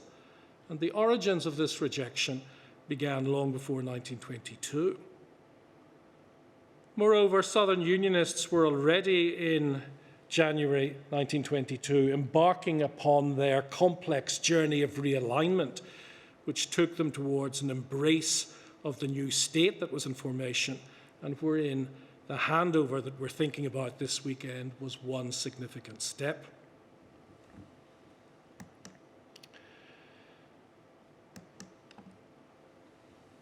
In order to understand this complex relationship, even within the parameters of a relatively short talk like this one, it's critical to briefly recall the overall shape and direction of the Castle administration. So it sat at the apex of a centralised colonial-style bureaucracy whose political leadership, the viceroys, the chief secretaries, were disproportionately drawn from the same classes and generally recruited exclusively in Britain. And similarly, the senior ranks of the administrative class, the 75 officials who were either heads or deputy heads of the 40 or so different departments, these were disproportionately landed and indeed disproportionately members of the Church of Ireland. Using Fergus Campbell's figures, between 1891 and 1911, when members of the Church of England or Church of Ireland were around 13% of the population on the island of Ireland, they supplied 58% of the senior civil service positions on the island. Catholics constituted around 75% of the population, but occupied only 34% of these senior administrative offices. Presbyterians were about 10% of the Irish population across this 20-year period, yet occupied only about 5% of these high offices. So in short, being Irish was an emphatic disqualification for political office in the Castle, and being landed, and in particular being a member of the Church of Ireland, very clearly helped in terms of senior administrative roles. Catholics were substantially underrepresented within the senior ranks of the bureaucracy, as I'm saying, and while there was some slow improvement in Catholic representation, the phenomenon of the greening of Dublin Castle before 1922, invoked, as I've said, by Lawrence McBride's work, this greening was too little and too late in terms of the history of union, and it benefited disproportionately propertied Catholics. Even so, it still stimulated a reaction from Irish Unionists, including some Presbyterian Unionists who, in fact, were themselves also badly represented within the ranks of the Castle. Still, it's worth stressing that the slowly consolidating nationalist influence within the administration in the last decades of union, the ongoing shift away from the landed Anglican interest, all of this provoked a disproportionate degree of unionist alarm, and it helped to explain and underpin the alienation from, in particular, Conservative and Northern Unionists and the Castle. And I'll return to this theme shortly. There are also, I think, some comparisons to be drawn at this early stage between the Castle and other colonial-style administrations beyond Ireland, with, for example, the overall shape and condition of the contemporary Habsburg administration in Central Europe in the early 20th century. Each was characterized by growing size and intrusiveness. Each simultaneously impinged upon constituent nationalities while imposing a glass ceiling upon ambition and upward mobility. The Castle administration, like that of the Habsburg Empire, was associated with a Dickensian circumlocution, complexity and inertia. Union was referring to this in the period before the reforms of 1920. Each, too, was associated with colonial traditions of division and rule. Each was highly centralized and politicized, and in each there were gains and losses which accrued from controlling or indeed losing the pivotal offices. Senior civil servants, as we've seen, were frequently characterized by landed wealth and by other forms of distance from the wider population. Each, too, provided continuities with their various successor regimes after the falls of Union and Empire, respectively. And it's worth bearing all of this in mind in understanding the incremental alienation that different Irish people, nationalists and also sometimes Unionists, experienced from the Castle at this time. But even as these brief comments indicate, it's also important in these early stages of my talk to have a sense of the varieties of unionism in early 20th century Ireland, and thus of the varieties of unionist response to and influence over Castle government. There are, of course, distinctions to be made between the demotic unionism of the north of Ireland, its social complexity and its attitudes, and those of the smaller scale and relatively more prosperous and scattered unionisms of the south and west. And linked with this, there are distinctions to be made between landed and other forms of wealth within unionism. Linked to were distinctions between Presbyterians and members of the Church of Ireland, between liberal and conservative unionists. Those few Irish unionist political representatives who commanded policy influence in the Castle tended to be landed, usually aristocratic, almost always members of the Church of Ireland or Church of England. Figures such as Horace Plunkett, MP for South County Dublin, who was the son and brother of successive Lords Dunsany, educated at Eton and at Oxford. And on the whole, the ascendancy interest, that is to say the Church of Ireland landed elite, exercised disproportionate influence over both the political and administrative aspects of the Castle regime by virtue of their wealth, their proximity and access, especially, of course, to the viceregal court.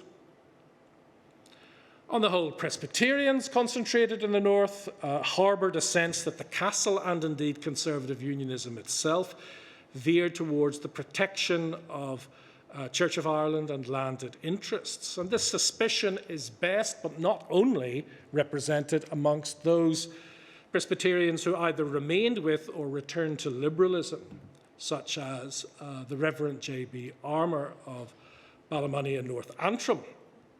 But it was also an undercurrent within organised unionism itself, as represented by the Edwardian movement, the Presbyterian Unionist Voters Association in the northeast of the island. And of course, the experience of Unionists and Nationalists in these years hinged upon the party in office, generally with periods of Liberal government. And given the politicised nature of the Castle administration, the gulf between Unionism and the Castle deepened. This was especially important in the years between 1906 and 1914, even though, uniquely in the history of Ireland under the Union, both the Viceroy and the senior civil servant, the Under-Secretary, were Presbyterian for much of this period. On the other hand, when the Tories were in power, they generally faced the challenge of governing Ireland on a much wider basis than could be supplied by their Irish Unionist allies alone. And what this generally meant was that they used able Irish Unionists in, for example, the Castle law officerships, while simultaneously advancing reform agenda, which sometimes ran counter to the support base of these clients. Again, as an example, Tory land reform in the period was often opposed by one of the substantial landowners of Dublin, namely Trinity College. Trinity College was at the same time frequently represented by Castle law officers like Edward Carson. Southern and Northern Unionists responded differently to the Castle during the War of Independence. Some Southern Unionists and their sympathisers made a last effort in 1919-1920 to assert a hardline loyalist influence in the Castle. Union touched upon this earlier on. But these represented primarily a reactionary cadre, and the overall effort failed in the context of the IRA campaign of 1920 and with the intrusion of Warren Fisher and John Anderson. By contrast with the establishment of the institutions of partition in 1920-1921, the concerns of Northern Unionists had shifted away from power grabs of this kind within the Castle to the consolidation of what they saw as a potentially more stable because consistently one-sided form of administrative authority based now in Belfast and wholly under their own control. If Dublin Castle was indeed being greened, then one Northern Unionist response was to ensure that Stormont Castle would be orange. Now, let me turn now to develop some of these different points through some brief illustrations, which are intended to draw out some of the layers of this relationship. So let me first look at the Tories and Unionist alienation in the first years of the 20th century and think about George Wyndham, Anthony MacDonald, and reform in these years, 1902-1905. To a very considerable extent, I think the lasting Unionist alienation from Dublin Castle in the early 20th century was rooted in these years, 1902-1905, with the combination of Anthony MacDonald as the senior Castle civil servant, the Under-Secretary, and George Wyndham as the responsible British minister. One problem was that Wyndham's combination of historical romanticism and untrammelled reform ambition played badly in the Unionist North. Other problems for Unionists were that Sir Anthony enjoyed by ministerial agreement greater than usual freedom of movement within his Irish role, and that in addition to this, he was the brother of Dr. Mark MacDonald, the anti-Parnellite MP for one of the Queen's County constituencies. Yet further difficulties were driven by sectarianised disputes over the allocation of official patronage. Deepening distrust expressed itself in the belief that MacDonald and Wyndham were privately investigating and indeed advancing the possibility of limited devolution from London to Dublin. And insurgent Unionists in the north and at Westminster effectively forced a distressed and a befuddled Wyndham into resignation in March 1905. But a key additional outcome linked to this dispute between Irish Unionists and the Castle was the creation in the north of a more coherent Northern Unionism based around an overarching Ulster Unionist Council created in 1905. Alienation from Dublin Castle was partly responsible for validating a more autonomous, provincially based organisation, which in effect would provide an early foundation for the Northern Unionists' embrace of partition.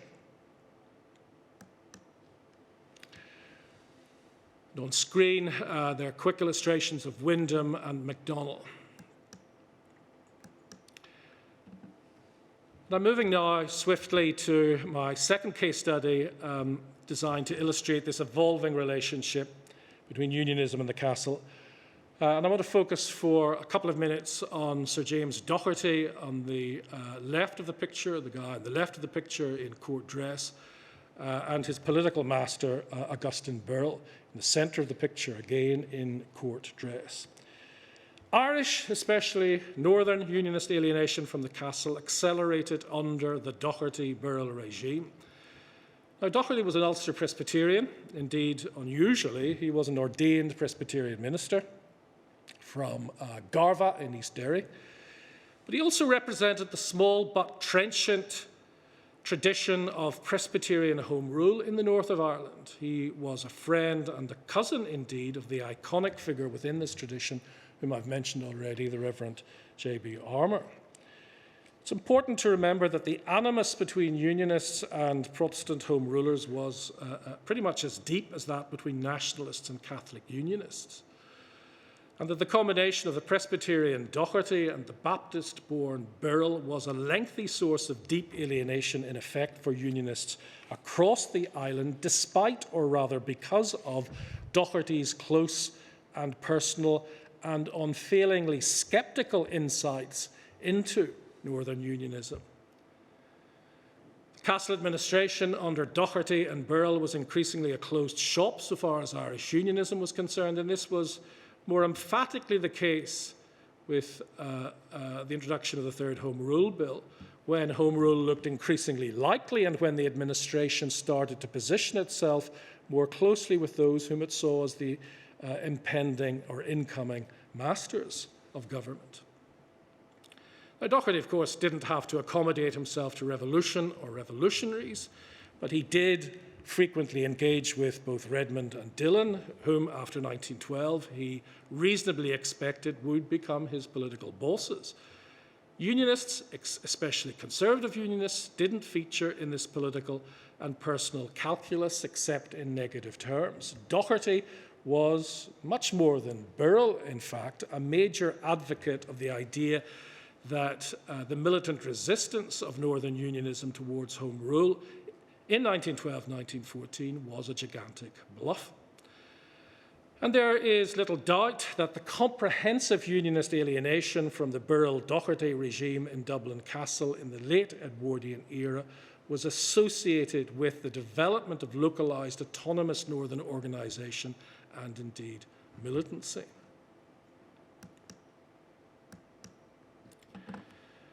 My third case study takes us to the period wherein Union was focusing in the first part of this session. I want to look in particular at the case of a man called Edward Aremberg Saunderson, whose dates are 1869-1929, and who was associated with the Castle regime between 1918 and 1920. In the context of the War of Independence, there was a brief resurgence, which I've mentioned already, of hardline Irish loyalist influence at the heart of the Castle administration. This resurgence was associated with the Assistant Under-Secretaryship of the Catholic Unionists, Sir John James Taylor, as well as the Viceroyalty of Lord French. Walter Long, whom we've heard about from Union, an English squire with very strong Southern Unionist associations. He'd been an MP for South County Dublin, was in cabinet and actively mentored this new regime. Now, Eddie Saunderson was the son of Colonel Edward Saunderson, a Cavan landowner, a leading evangelical within the Church of Ireland, and the first leader of, in effect, the first leader of Irish unionism from the mid-1880s through to his death in 1906. His son Eddie was a civil servant in the local government board who was catapulted into the centre of Irish politics in June 1918 when he was appointed at Walter Long's behest as private secretary to the Viceroy French. His tenure of this office until July 1920 was, in my view, the last gasp of a non-reconstructed conservative loyalism at the very heart of Dublin Castle. And the story of these 2 years, I think, has some wider resonances. This was often explicitly a reversion to the ascendancy style and preoccupations of Colonel Saunderson and the landed unionism, the primarily landed unionism of the late 19th century. In moments of uncertainty, Eddie wrote in 1920, I often think back to the old colonel. Eddie Saunderson's tenure of office demonstrates the influence which could be exercised in the castle through the occupancy of strategically key, if not always formally senior offices. He was a serious and a sustained influence over French and through French more widely within the castle. He actively and effectively undermined the Chief Secretary, the Liberal Edward Short, whom he denounced as this fiery-blooded radical. These frolics of his with his elephantine feet must forever cease. He and Taylor effectively sidelined the Catholic head of the castle administration, James Mcmahon. But his personal story mirrored that of Unionists outside of the 6 counties, both in symbolic as well as in substantial terms. His tenure was characterised both by an effort to reshape the castle according to a Southern loyalist agenda, by conspicuously attempting to punch above his political administrative weight, by fractious infighting, and ultimately as well by a very rapid collapse. Saunderson resigned in July 1920, his physical and mental health broken, his mind preoccupied by images of disease, conspiracy, and existential threat. It's important, I think, to underline that Saunderson had been part of what was, in effect, a last-gasp power grab by ascendancy-minded loyalists outside of the 6 counties. It's important to emphasise that he and his family were now profoundly alienated from the 6-county unionism which had been emerging with an ever greater coherence from at least 1912-14 onwards. But in the end, the ambition of these putschists had been greater than their abilities and their stamina and their political realism. And in the end, their political vision was expressly located in the antique, in the Saundersonian era before the Third Home Rule Bill. And lastly, in terms of these case studies, once the decision had been made to partition the island of Ireland, as was formerly the case by the end of 1920, the priority for Northern Unionism was now shifting away from influencing how the powers of Dublin Castle should be exercised to how they should not be exercised. That is to say, how those powers could be quickly and thoroughly transferred where relevant to the evolving administration plan for Belfast. Already in September 1920, James Craig had secured the promise of a separate Belfast administration as part of the looming partition package. At the same time, Ernest Clark was appointed as an Assistant Undersecretary in the Irish office, responsible for the 6 proposed partition counties. He was nominally answerable to Dublin Castle, but in practice, from the start of his tenure, in late September 1920, he exercised considerable autonomy in the north. By the 7th of February 1921, Clark and his team in Belfast had devised an organisational scheme for the ministries and administrations of the putative Northern Government, and this was finalised and agreed upon on the 25th of May 1921, the day after the election which brought Craig to power in the new Northern Ireland House of Commons, and of course the election which brought the creation of the Second Dáil. Thereafter, the central administrative issue which preoccupied Craig and Clark was securing as rapid and as complete a transfer of powers, personnel and cash to Belfast as wider political circumstances would permit. And in practice, this meant that the empowerment of Craig's northern regime was related to the contours of Lloyd George's negotiations with the Sinn Féin leadership between October and December 1921. And, for example, on the 5th of November 1921, Lloyd George critically agreed to the comprehensive transfer of services to Belfast probably in order to create the political space he needed amongst his Tory coalition supporters in order to further his talks. In a sense, therefore, a form of castle handover had already begun with the transfer of powers and people to Craig and to Belfast, process which was already in train throughout much of 1921 and indeed a bit earlier. For Northern Nationalists, of course, this meant that an even bleaker administration was now constructed in Belfast. Dublin Castle was ultimately reinvented now in a worse form as Stormont Castle.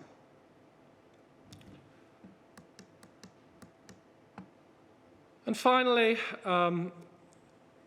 partition, amongst else, was partly about separating Northern Unionists off from a castle administration which was eventually being seen as inimical to their interests. Once partition was instituted in 1920-1921, the priorities of the newly minted administration in the north were to grab power from Dublin Castle as thoroughly and as quickly as possible. It's true that continuities here, as elsewhere, are worth underlining. As Ewan has said, and as Martin Mcguire, for example, has brilliantly delineated in his published work, there were key continuities between the ancien regime of the castle and the new administration of the provisional government, and then Saoirse Éireann. But these continuities were also reflected in the north, both in terms of the design of the devolved administration put in place there in 1920-21 and in terms of personnel. There were, to begin with, 300 transfers to the north, although few from the very highest grades. Still, in a paradoxical sense, the castle, for all of its unpopularity and opaqueness, helped to spawn the administration of the two new polities which were emerging in Ireland in the early 1920s. So nationalists and Northern Unionists both repudiated the castle in their own ways, but both tacitly accepted many of its institutions and its personnel. And indeed, this reflected the picture elsewhere in Europe, where there were continuities between imperial bureaucracies in deconstructed empires such as that of the Habsburgs and the successor states. There was rage amongst the Northern Unionist political classes with the demise of the castle, but I think there were few tears of substantial regret. This was, of course, not because of any love for Michael Collins. Far from it. These Northerners, and particularly Craig, always found Collins, who focused fully on the plight of Northern nationalism, much more challenging to negotiate with than his ministerial colleagues or successors.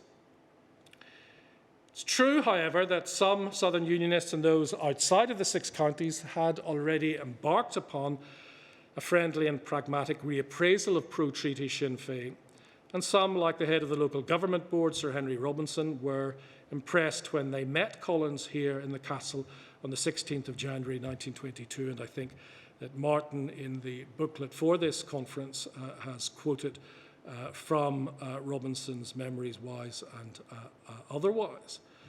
But this rapprochement was very much a work in progress, an ongoing political journey.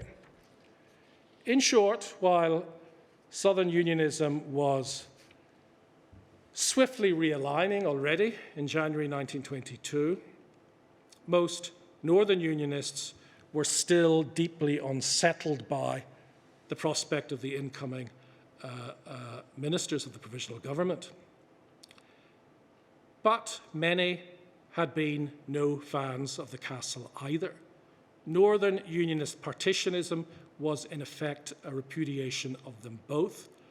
For them, in the north, partition had certainly been about rejecting Dublin, but it had also been, in my view, about rejecting Dublin Castle. Thank you.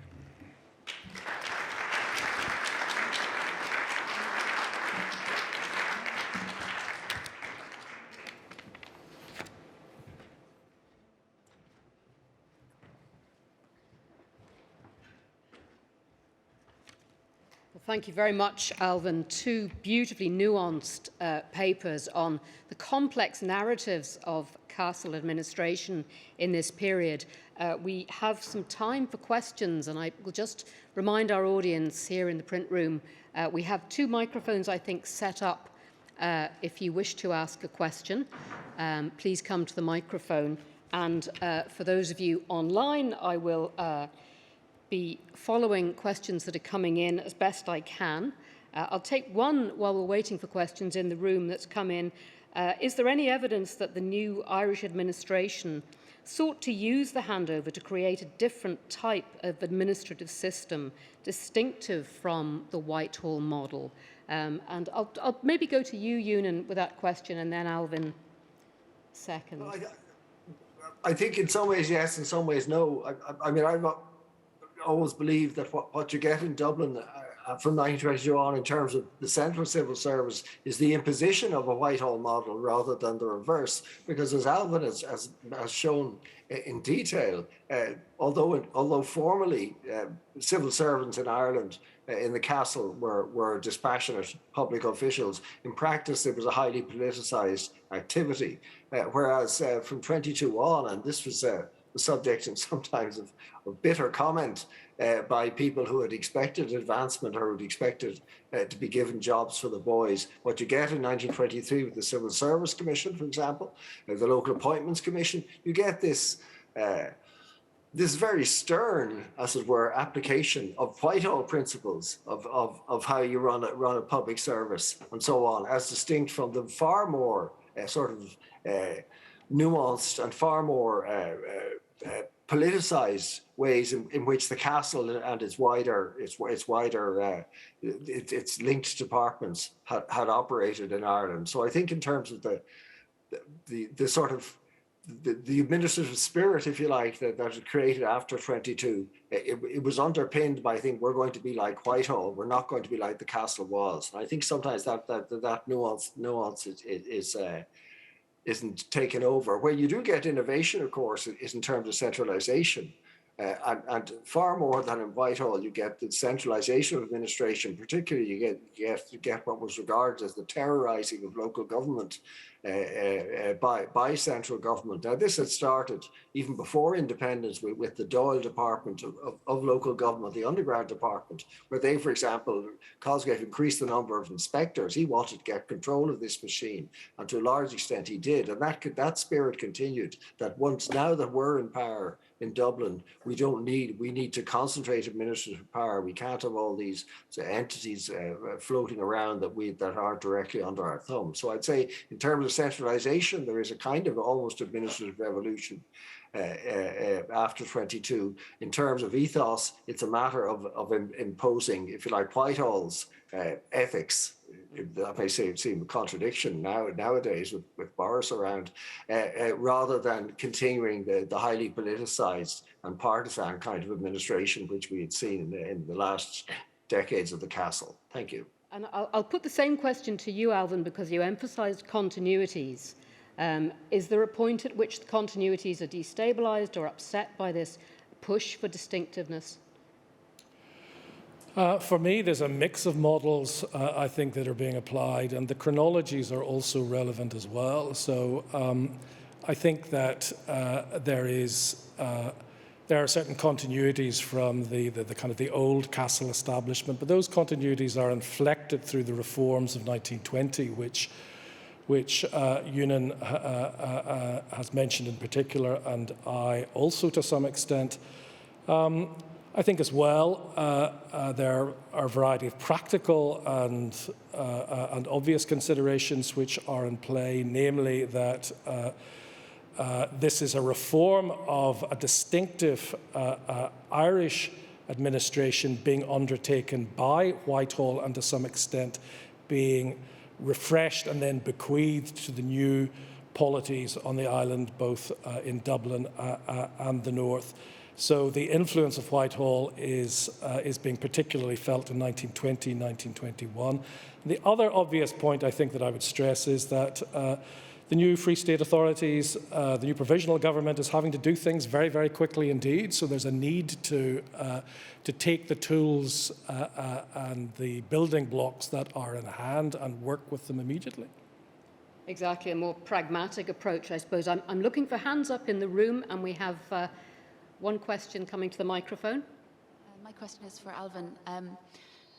Given what you've set out in terms of this growing unionist alienation from Dublin Castle progressively, I mean, that's quite a continuity as well over the decades from the Home Rule period through to the period of independence. Are successive British governments aware of this alienation? Are they trying to address it? Are they trying to reach out? And then, sort of related to that question, to what extent then do we see the dialogue between James Craig and his brother, the other Craig, whose name I can't remember, directly with Cabinet itself? We know that they're both sitting in on Cabinet conferences in 1920 and into 1921 as a way of trying to bypass Dublin Castle and going straight to Westminster itself. Thank you, Caoimhe. Yes, I think that Irish Unionists at Westminster are very keen to exploit the opportunities of going direct to the ultimate authorities and bypassing what are frequently seen as difficult and even opposed individuals and wider cultures within the castle. Doherty is an example which pleases me because prima facie he ought to have been on the same wavelength as those Northern Unionists who were apparently arming for civil war in 1912, 1914. But the reality is infinitely more complex. Doherty was deeply imbued with a liberal Presbyterian tradition which was as profoundly opposed to landed conservatism as it was to Home Rule nationalism. And the Doherty-Burrell administration is profoundly flippant towards these ever angrier Northern Unionists, not just in the 1912-14 period, but before, critically before. And it seems to me that to kind of adapt your point in relation to the two Craigs, James and Charles Curtis, because there is an equally unfriendly Prime Minister in charge after 1908, relatively speaking, H.H. Asquith, they don't have the same ability to kind of short-circuit the Castle administration that you're rightly describing, I think, for a later date.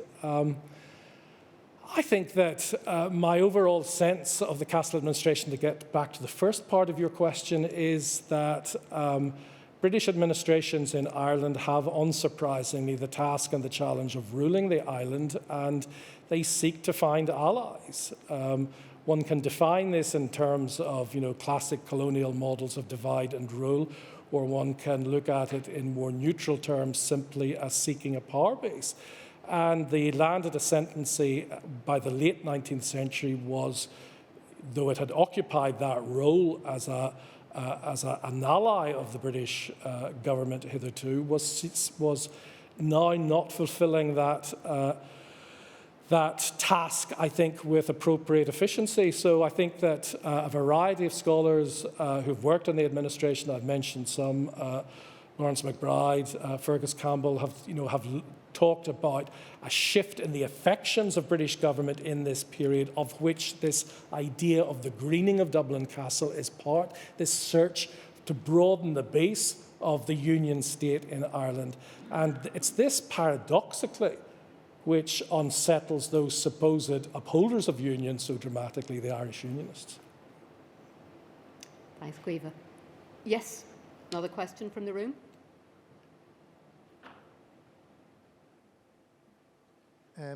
You're talking about administrators and officials and thinking about the cold, dead eye of the civil servant, looking at something as evocative and as emotional, perhaps, as handing over the castle.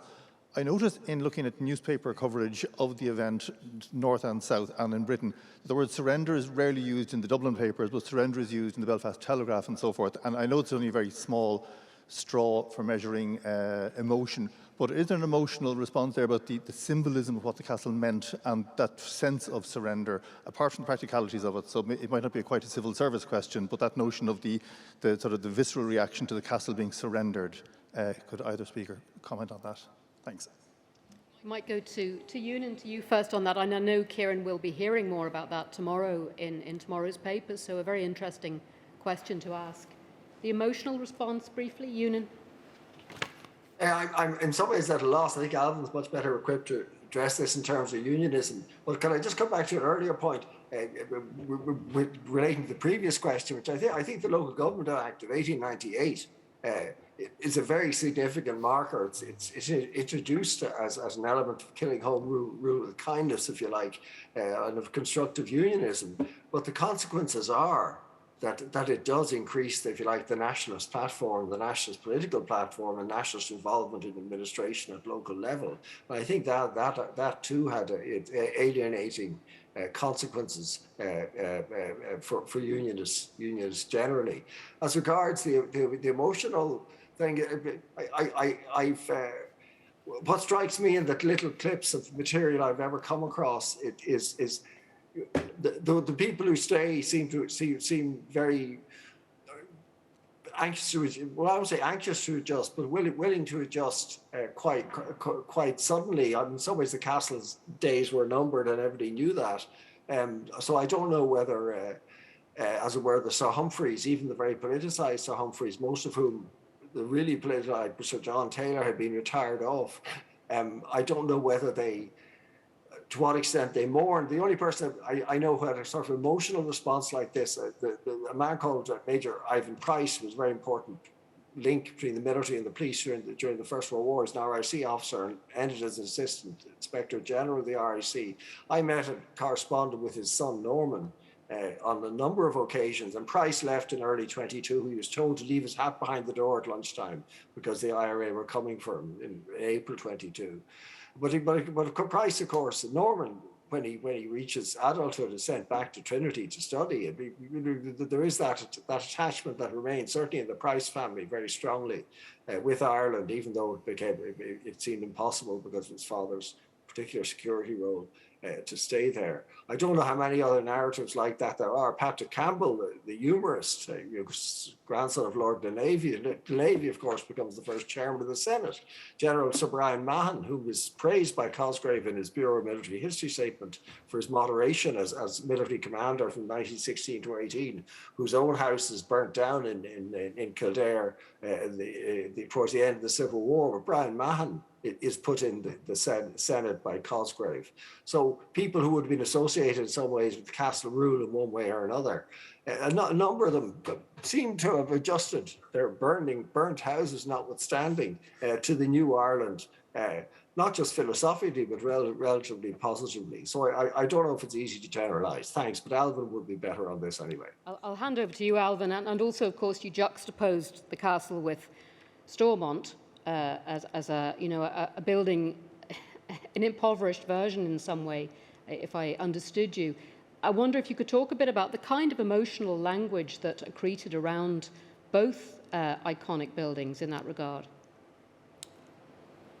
Oh my goodness, I think that the opportunities for writing an emotional history of these events just scream out, don't they?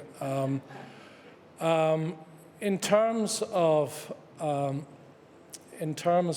the very interesting first question that was posed, I would need to give this more thought, but I'll give some preliminary responses to the questioner. I have an instinct that there is a dichotomy between the public and private here. I think that if you look at least some of the editorializing in the Irish Times in January 1921, there is a relatively pragmatic tone taken. And the very sensible observation is made from my memory that that the talk about surrender is more rhetoric pitched by the pro-treaty leadership at its increasingly dissident Republican, evolving opposition. A very sensible point indeed, I think. The Belfast papers, which you quoted, in a sense at this stage, because of partition, have less investment in all of this, and yet, paradoxically, as I think you rightly say, the kind of, I hesitate to say cosmetic rage, but there is a sense in which the outrage is the greater because they have less investment in the game, as I say. I think as well there's a distinction to be drawn between, and I think probably we'll be exploring this in the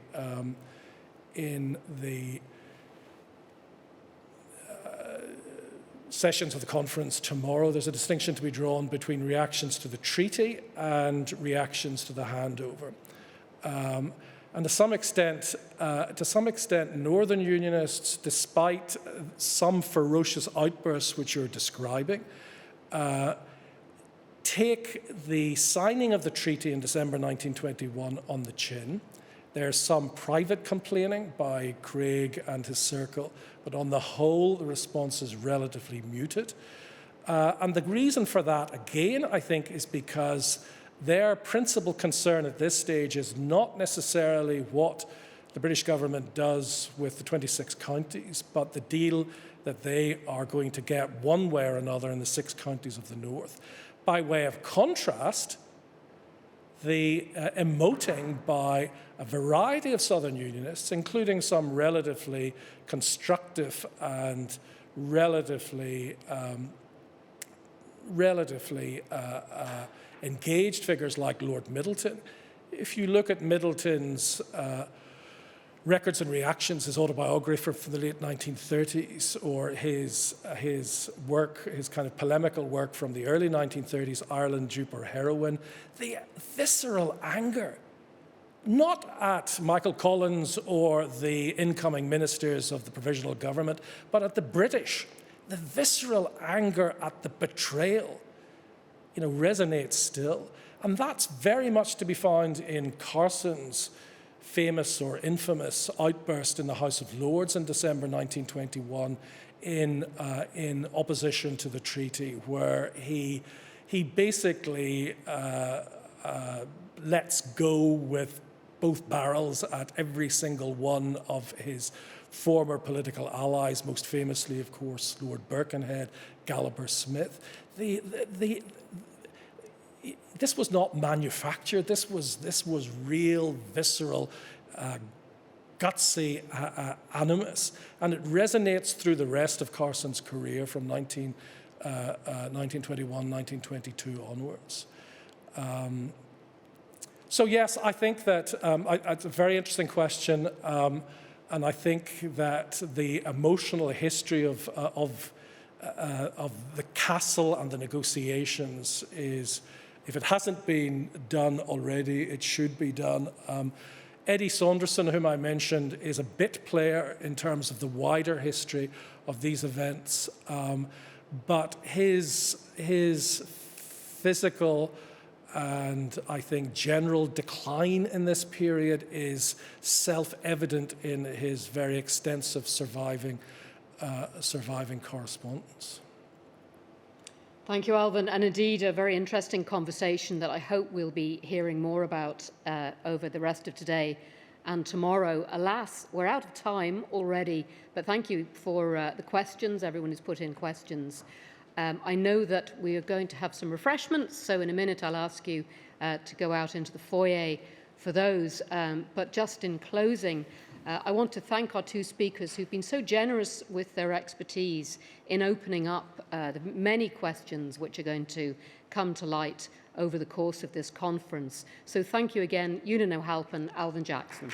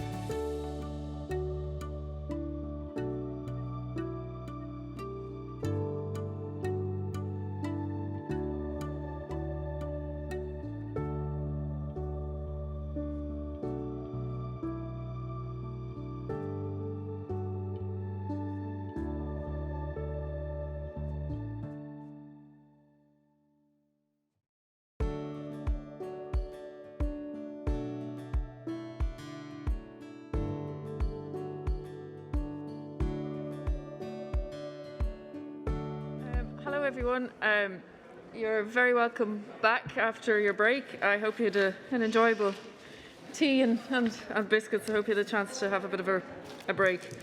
I'd like to hand over now to our chair for this coming session, Dr. Carol Houlihan, who's here with us, and I shall hand over to Carol now. Carol.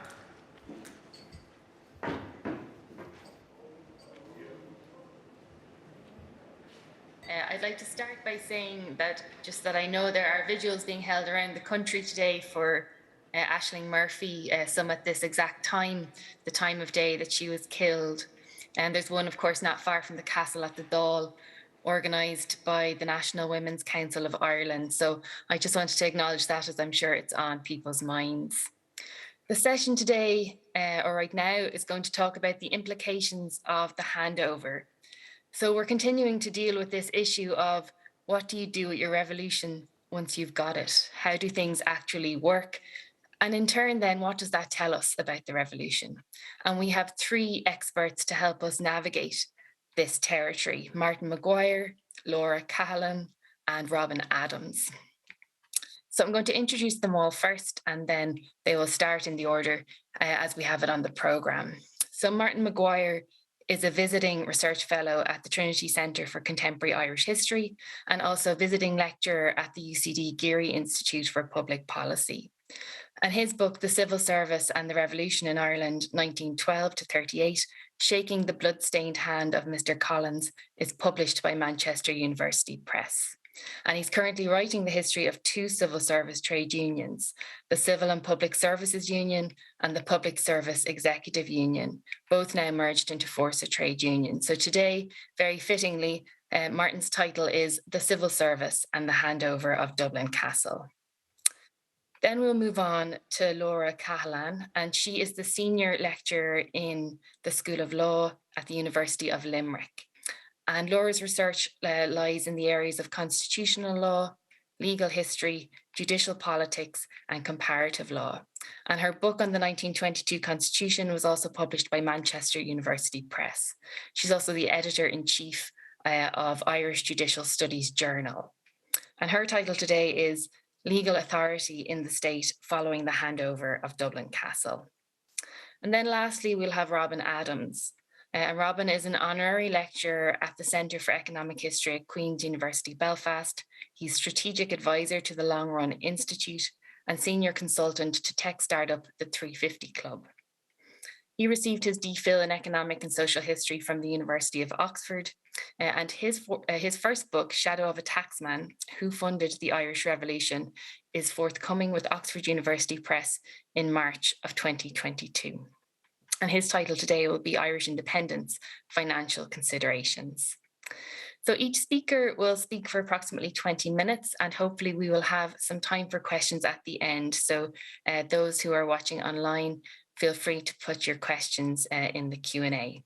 But we will start with Martin Mcguire, who will talk about the civil service and the handover of the castle. So in your own time, Martin. Thank you, Claire. I'd like to start off by emphasising that a civil service is a creation of the state. It is not an organic development out of society or economy. And so therefore, the implication would be that when a new kind of state is established, a new kind of civil service is therefore demanded. And this is the case across Europe in the dismantling of the empires that Alvin referred to in the previous session. The civil servants who had loyally served the Austro-Hungarian Empire are now being required to choose to be Austrian or Hungarian or Czech or Slavic and serve the new Republican successor states. In Germany, civil servants who had sworn loyalty to the Kaiser were now being required to swear fidelity to the constitution of the new democratic Weimar Republic. And in Russia, the civil servants of the Tsar were now being brought under close supervision of the Soviet commissars under the new Communist Party. Yet in Ireland, if we accept the conclusion of Joseph Brennan, a conclusion that has been absorbed without question into the narrative of state formation, it's hardly noticed at all by the civil service. As he says, under changed masters, the new tasks of administration continue to be performed by the same staff, on the same general lines of organisation and procedure. He's implying, and therefore, that the civil service is above politics, distant from it and therefore unaffected by it. On the other hand, we have Kevin O'Higgins' 1925 account of the collapse of administration, 8 young men in the City Hall standing amidst the ruins of one administration with the foundations of another not yet laid. So the question arises, therefore, and this is a question that came from the previous panel as well, did the Provisional Government simply continue with the same civil service? And in the midst of so much change, why retain the same civil service? Especially as the revolutionary regime, following the strategy outlined by Arthur Griffith, had developed its own civil service in the counter-state. Why accept what was described as anti-Irish, extravagant, corrupt, a rundown apparatus? And the question, the implication of continuity also raises a question of what happened with All Ireland civil service. Did these men and women recruited to serve the revolution allow themselves to be simply displaced by the former Castle regime? Now, Brennan also implies that the civil service was distanced from the state-forming process and was entirely a passive onlooker. And I want to look at that and see and show that was not actually the case. The Irish civil servants were themselves actively already identifying and defending their own interests. In Ireland, the civil service, just a brief outline of the civil service in Ireland, in the Castle administration. The refusal to concede any degree of home rule was balanced by the development of a whole web of administrative institutions that numbered almost 50 in 1922, and all of these were staffed by civil servants. This was referred to as the chaos of Dublin Castle, this archipelago of service. The sense of a corporate identity with the state was very weak within the civil service, and not actually absent. And civil servants no longer regarded their own interests as synonymous with the interests of the state. This was true at all levels, and I'll come back to this point. As for the numbers, Brennan gives the number of 21,035, but that's deceptive. That includes the post office. The core civil service, what we call traditionally civil servants, was just over 6,000, 6,403. Now, as soon as Dáil Éireann approved the treaty, civil servants Con Murphy and Michael Gallagher wrote to the Secretary of Dáil Éireann, Dermot Hegarty, introducing themselves as the staff side of the Irish Whitley Council. The Whitley Councils were a new institution within the civil service, formed initially in 1919 and finding their feet. And they're effectively a form of conciliation and arbitration. It gave civil servants some say in their own terms and conditions. They now represent, however, they introduced themselves as now representing the Executive Committee of the Conference of all Associations of Irish Civil Servants, with whom any future Irish government may conduct such negotiations and may be deemed necessary. They then included a memorandum drawn from their own experience on the current situation in the Irish civil service, its relationship with Dublin Castle, its relationship with the new Belfast regime that Alvin referred to, and its view of the emerging proposed provisional government. And essentially, what they were was remarkably positive and optimistic about the situation of the civil service and his attitude to the provisional government. Murphy and Gallagher were essentially offering to throw the full weight of that civil service organisation behind the provisional government and any changes they might wish to make, so long as they could be assured there would be no worsening of conditions and that the change would be negotiated directly with them as the elected representatives of the civil service. Politics talking to the civil servants. Now, the civil servants were already acting to block the Civil Service Committee established by the 1920 Government of Ireland Act. This was the Partition Act, and that set about proposing to partition the civil service between North and South. That met on the 8th of December, 2 days after the treaty was passed, the treaty was signed. That committee included Sam Sloan and the same Michael Gallagher. These were the civil service representatives on the committee. The questionnaire was presented for the approval of the committee for circulation amongst civil servants, asking them to indicate a willingness to be transferred north.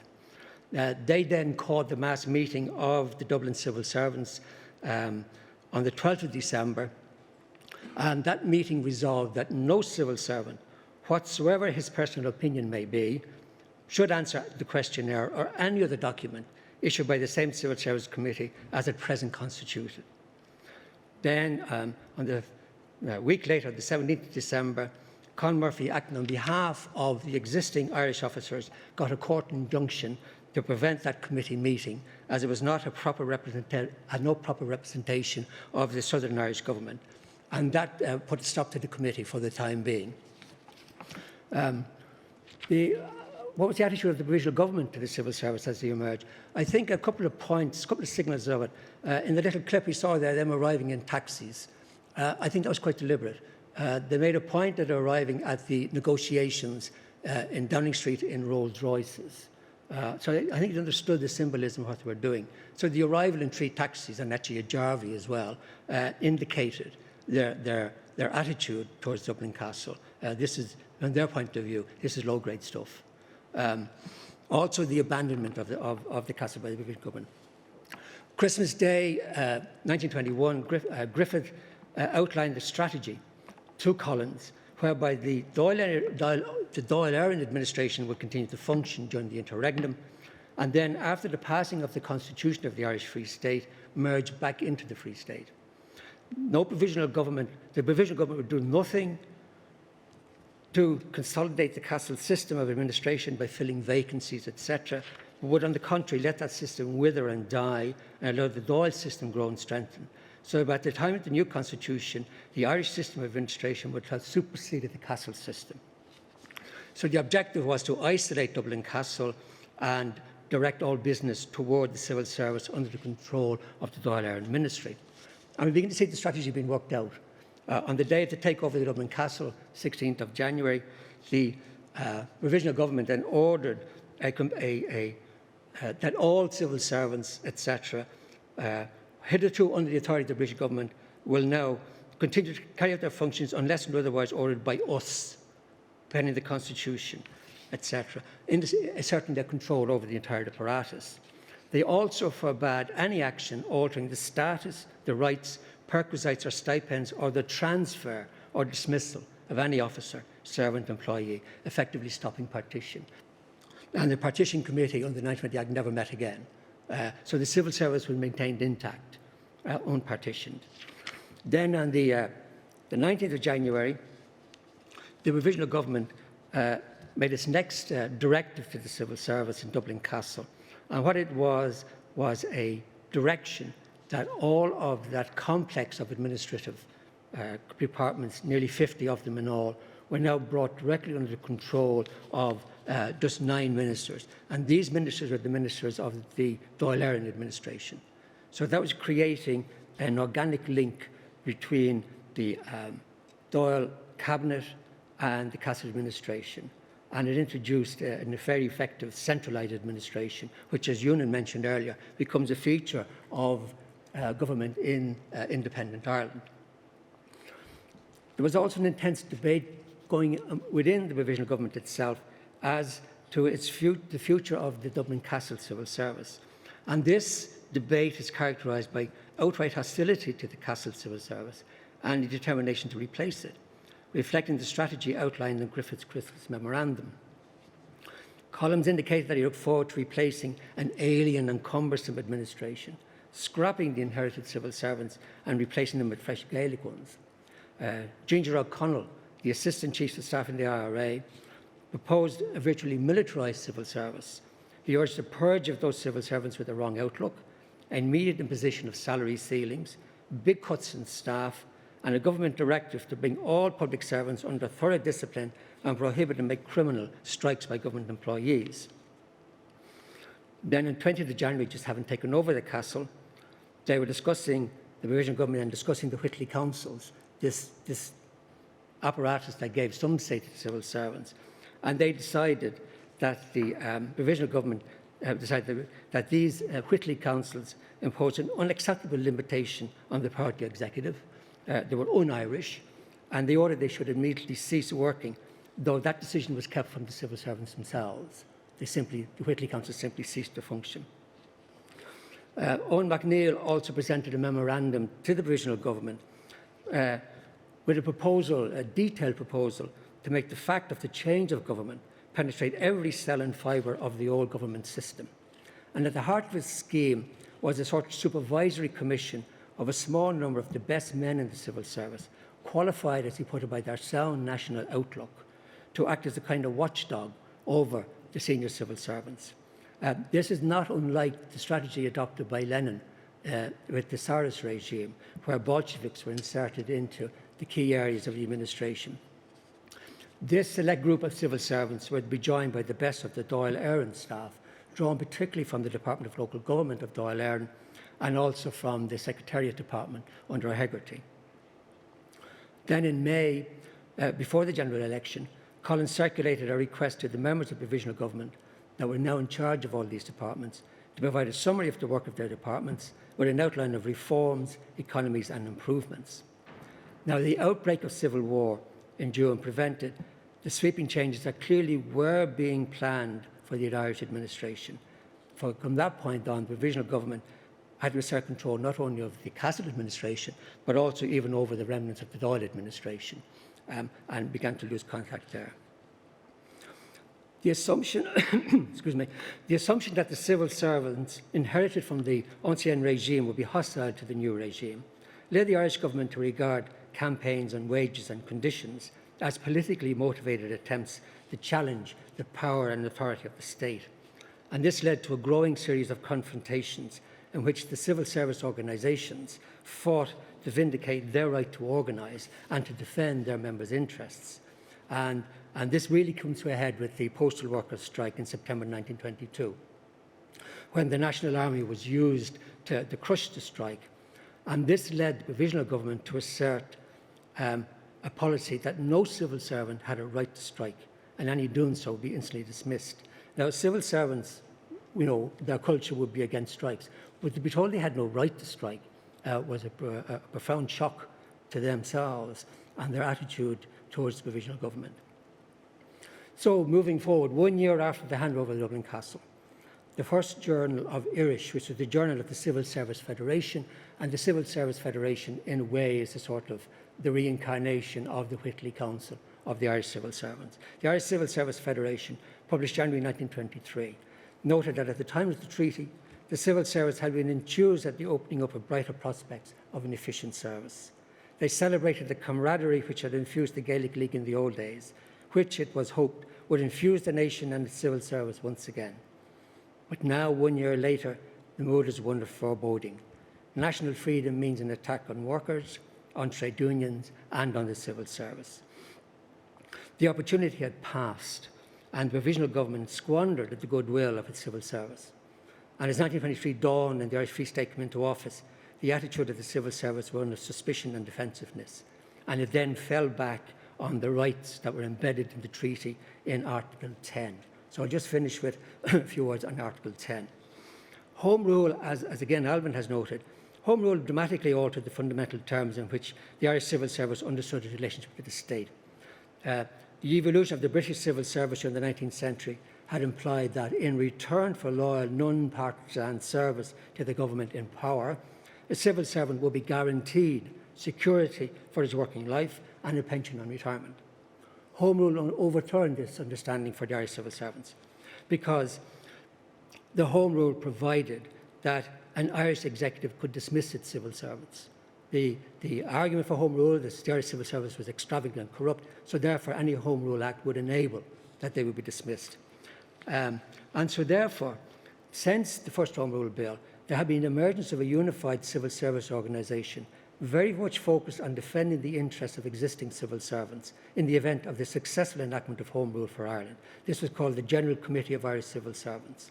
They used political contacts, were backroom operators.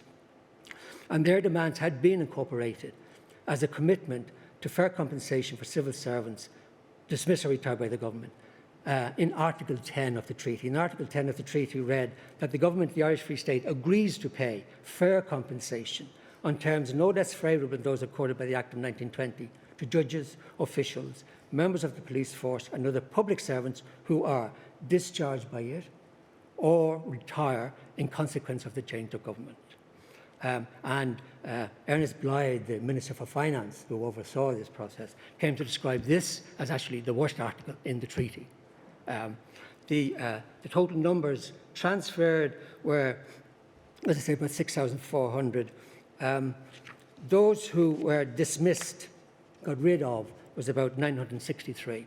So you're down to now 5,000. Those who choose to retire because of worsening of conditions was 1,281.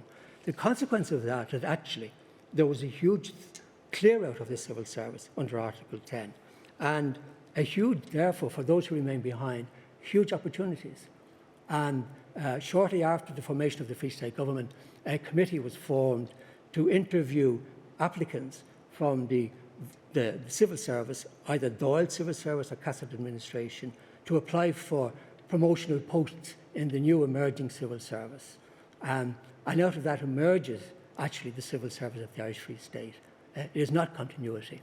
But for those who stayed on, second division civil servants doing clerical work with ability, within 10 years are becoming secretary of government departments, high-flying civil servants. So to be young and a civil servant was very heaven for those.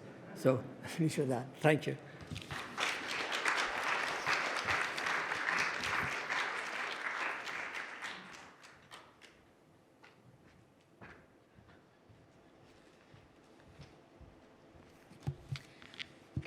Martin, and I should say thank you to Martin and to Anne as well for coming up with this great idea and for organising such a great event today.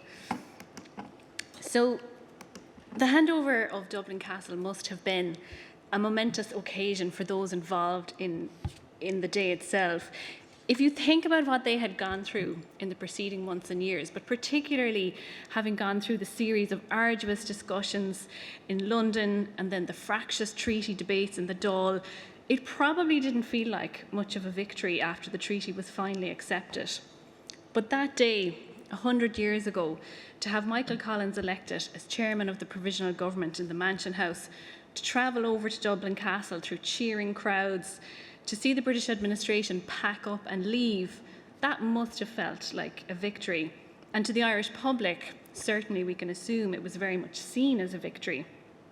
And it certainly was of huge importance symbolically. The British were leaving and we would now govern ourselves. Of course, it wasn't that simple in reality. The treaty had been accepted, we had a provisional government, but the drafting of the new constitution had not yet even begun, and that document wouldn't come into effect until December 1922.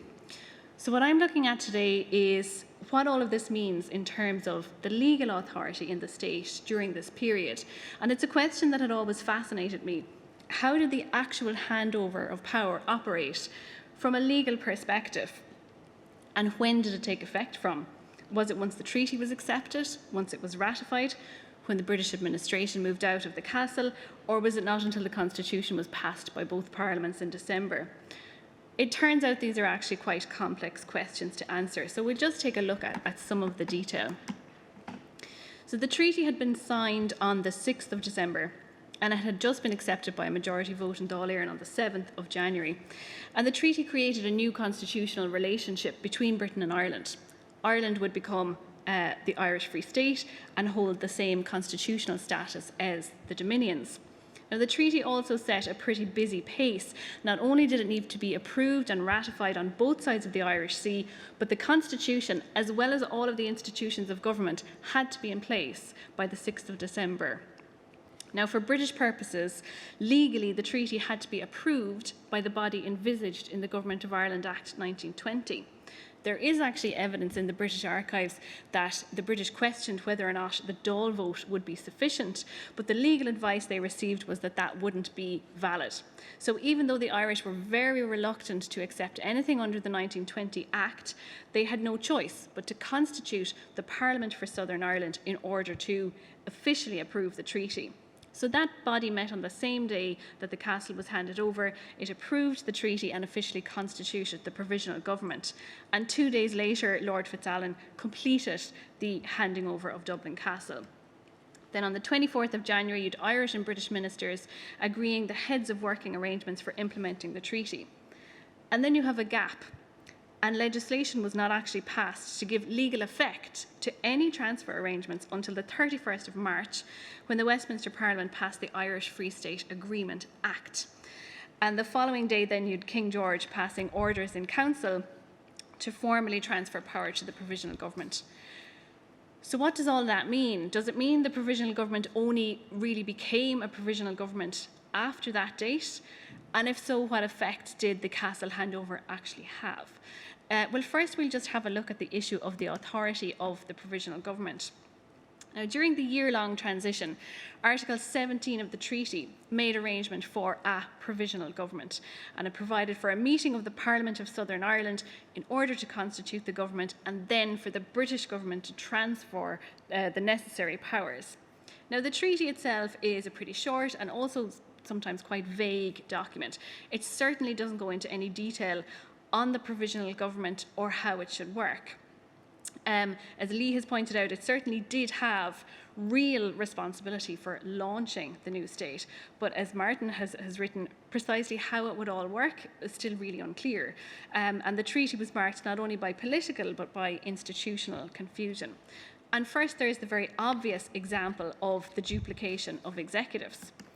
The Dáil government remained in place, and while mostly the same personnel occupied those ministerial positions, and also all of the ministers of the provisional government were TDs, there were some differences. In particular, the Minister of Defence for the Dáil government, Richard Mulcahy, was not in the provisional government. And this actually led to a very interesting discussion in the Dáil when ministers of the provisional government were being ratified there, when De Valera and other members repeatedly asked about the authority of these members, whether they were actually responsible to Dáil Éireann, but they never received a clear answer. As far as the British were concerned, initially at least, the provisional government was a creature of the Government of Ireland Act. The Irish regarded the authority of the provisional government as coming from the treaty, but they were never really clear on whether there was a responsibility to Dáil Éireann or what exactly the relationship was with the Dáil executive. And there certainly was an attempt to overlap the two executives in order to prevent awkward questions on those types of issues. And certainly there was this attempt to create a creative ambiguity around the authority of the state. And this duplication and confusion is reflected in arrangements elsewhere, and I'll come back to that shortly. So certainly the arrangements were intentional, or at least they were convenient, in order to avoid answering questions about whether the state really would be an entirely new creation or a continuation of the Irish state as declared in 1916 and 1919. Either way, they left Ireland in what the Londonderry Sentinel describes as a bewildering condition. And this passage makes it clear how confused everybody was. And the newspaper didn't exaggerate. In 1922, the Circuit Court and future Supreme Court Judge William Johnson said, "The whole government of Ireland is now in the hands of the provisional government, and this court is now a court of the Irish Free State, deriving its authority from the provisional government." He was later taken to task by the Belfast Newsletter, pointing out that the Irish Free State didn't actually have any legal existence yet. So I think the anti-treaty TD Michael Collivat probably spoke for many when he said that he didn't think anyone could fully understand what was meant by that clause, calling into being the provisional government, how it was to act, or who it was responsible to. And added to the confusion then are the competing claims in terms of lawful authority in Ireland. So you had those opposed to the treaty who asserted the sovereignty and authority of the Irish Republic and denied the legitimacy of the provisional government. They claimed only the people could disestablish the Republic. And then the British asserted its authority, saying that it remained responsible for the country until it transferred powers to the provisional government. As for the provisional government itself, to all intents and purposes, it acted as the de facto government after taking over Dublin Castle on the 14th. However, as Bill Cassan has pointed out, at this stage, the provisional government essentially existed in a vacuum. So in order to try and remedy the situation, it was necessary to make some legal arrangements in order to transfer power to the provisional government. Now, at the beginning, it wasn't apparent that legal instruments would be necessary because it had been hoped that things would move quite quickly. And if that happened, there wouldn't have been need for precise legal arrangements. So as late as December 1921, Churchill was pushing for New Year's Day in terms of a handover of power. But that was never going to work. We can see from this British cabinet memo written by Lionel Curtis that the British evidently felt if it wasn't for the stubbornness of the Irish in insisting on drafting their own constitution, he felt that the parliamentary draftsmen in London could have a draft ready by February, and that shortly thereafter you could have elections and the whole thing would move very quickly. It soon became clear that that wasn't going to happen, and so formal legal instruments would be necessary. There was also pressure from the committee which was set up to draft the Irish constitution. You see them there. Its members included Hugh Kennedy, who at the time was advising the Provisional Government. He later became Attorney General and later Chief Justice of the Irish Free State. They felt uneasy about the status of the treaty, given that it hadn't been fully ratified yet. They felt that it needed to be ratified in order to be given full force of law. And they also believed that full ratification would mean that the British wouldn't go back on any of the assurances that they had given. Also, they felt it would mean they'd have a free hand then in drafting the Constitution, and this would help their claim that the Constitution was solely an Irish creation, and we'll come back to that point as well. So clearly there was a need to give legal force to the treaty. And this was done by the Irish Free State Agreement Act, passed on the 31st of March 1922. Now, this act didn't actually ratify the treaty. The Irish had pushed for ratification at this time, but the British insisted that Northern Ireland would have a chance to consider the Constitution before ratification of the treaty, because ratification would start the clock on the Ulster month, when they'd have to decide whether or not to opt into the new state. The Irish couldn't argue with that, so final ratification didn't actually occur until the Irish Free State Constitution Act was passed in December. This act in March allowed for orders to be made to transfer to the Provisional Government the powers and machinery that had been referred to in Article 17 of the treaty. And in the Westminster Parliament, Winston Churchill elaborated on why all of this was needed, and also where responsibility lay, as far as he was concerned, until this act was passed. And he points out that the British government is still responsible at this stage for everything in Ireland. And he says, we wish to terminate this anomalous state of affairs at the earliest possible moment. We wish to place these men in a position of legal and constitutional authority. From the British perspective, therefore, until Westminster passed the Irish Free State Agreement Act, the Provisional Government didn't have any legal authority. And until they obtained the necessary powers and machinery of government, the British government remained responsible for Ireland.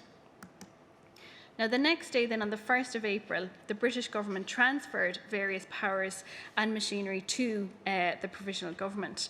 And High Court Judge Richard Humphreys has written about the importance of this date, which he sees as the date when the Irish state acquired executive independence. However, the Provisional Government did not have full executive control, even after this date. That was because it was decided to postpone the transfer of certain functions. So, for example, Inland Revenue, Customs and Excise, the sensitive areas around military powers, external relations, none of that had been transferred. And this is evident by the judgment in the Johnstone case, which confirmed in December 1922 that the Lord Lieutenant was still responsible for the peace, order and government of the country as head of the naval and military forces in Ireland. And also in examining that order made on the 1st of April, the court concluded that there had been no transfer of any power or machinery for creating an army. So, according to British constitutional theory then, the Provisional Government had no legal authority to act until after the 31st of March. The problem is, we know it did act. Following the handover of Dublin Castle, the Provisional Government made directions to all of the civil servants. And Martin has explained how all of this would work. The civil servants came firmly under the control of the Provisional Government, and in that way they seized control of the entire machinery of the state. And Martin has also written about how the Provisional Government sought to prevent the Northern Irish government establishing itself at this stage as well. So again, in Martin's words, while Churchill might bluster that the Provisional Government had no legal authority to act as it did, the British government had no choice but to accept Griffith and Collins' interpretation of the treaty. So, in this sense, Lord Sumner was probably correct in his assessment during the parliamentary debates on the Irish Free State Agreement Act that most of the powers had already been transferred by the simple process of throwing up the sponge and leaving the provisional government to do what it likes. So, where does this leave us then on the question of legal authority? Well, it leads us to another ambiguity. The fact that the provisional government may not have had legal authority in theory from January 1922, it appears that in practice it was able to act. Now, as I referred to earlier, this confusion was replicated in a number of different areas and contexts at the time. So there's ambiguity around many issues, and this is actually key in order for both sides to maintain their own narratives about what exactly was happening and also to secure acceptance of the settlement. There was ambiguity around ratification of the treaty. Many people believed it had been ratified once it had been approved by the Dáil and then by the Parliament of Southern Ireland. Various judicial declarations actually refer to the Irish Free State Agreement Act of the 31st of March as final ratification of the treaty. This is despite the fact that this instrument specifically provides that it does not have the effect of ratifying the treaty. Strangely, those judicial declarations to the contrary have never been corrected. There was also ambiguity around the creation of the state itself. Leo Cohen, one of the foremost constitutional scholars of the time, wrote that according to Irish constitutional theory, the state dates back to the creation of the first Dáil. Now, that narrative is helped by the fact that the Parliament elected in 1922, which sat as a constituent assembly to pass the constitution, is called the third Dáil, and then subsequent parliaments after that continued that numbering. So it looks seamless from the first Dáil in 1919 up until today. Of course, British theory holds differently.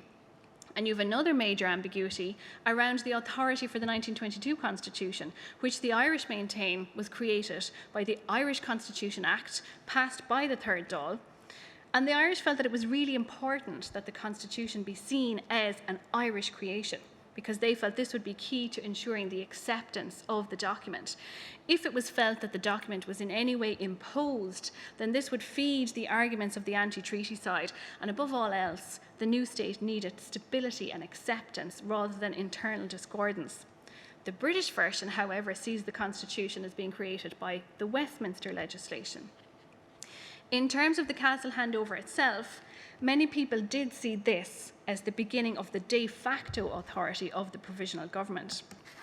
Sir John Butcher, who was a British Conservative MP, saw the handover of the castle as a sign that the provisional government was the de facto government. He says this is undoubted, and it's perfectly obvious that this has been a de facto government since December 1921.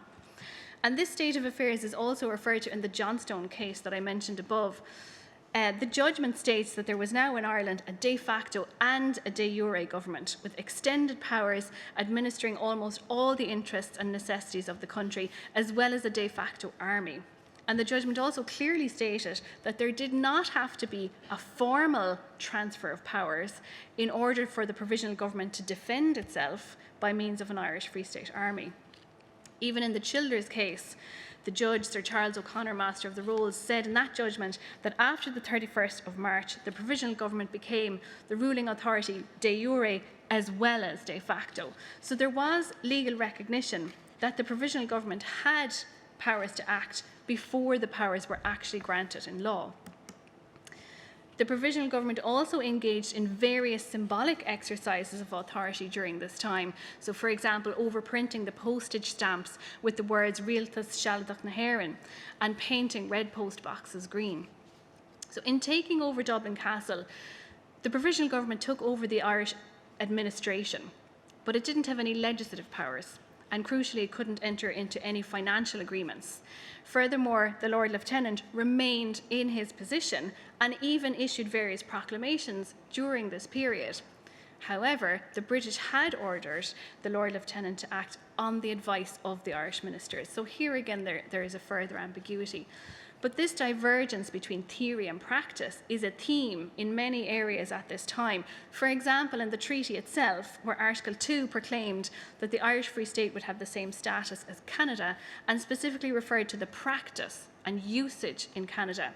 And this was crucial, as it was well recognised at the time that Dominion practice went well beyond the often obsolete law.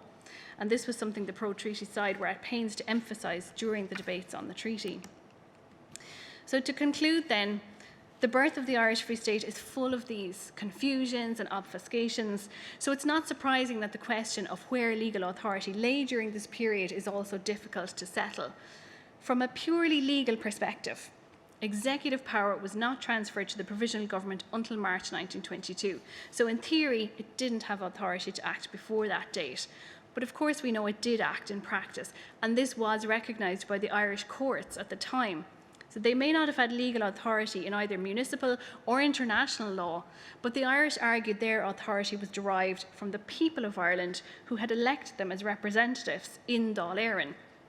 Of course, then you had the question of which government carried that authority, the Dáil government or the Provisional government. So it's such a complicated period. You have two governments, you have 2 or 3 parliaments, 2 sets of courts, 2 armies. And the reality is that there really was a constitutional vacuum at that time. And it's quite likely that all sides recognised this, but it suited their purposes to promote their own different narratives. And all of this means you can't quite fully answer those questions around where legal authority lay, or at least you can give different answers depending on your perspective. What is clear, however, is that the importance of the handover of Dublin Castle itself cannot be underestimated as a powerful symbol in the eyes of the Irish people at the time. They were being told during the treaty debates that this treaty was going to be a stepping stone and that gradually we would regain the freedom that all nations desire. And seeing the British administration packing up that day and walking out of the castle, you can imagine that many Irish people saw the truth in those words. Thank you.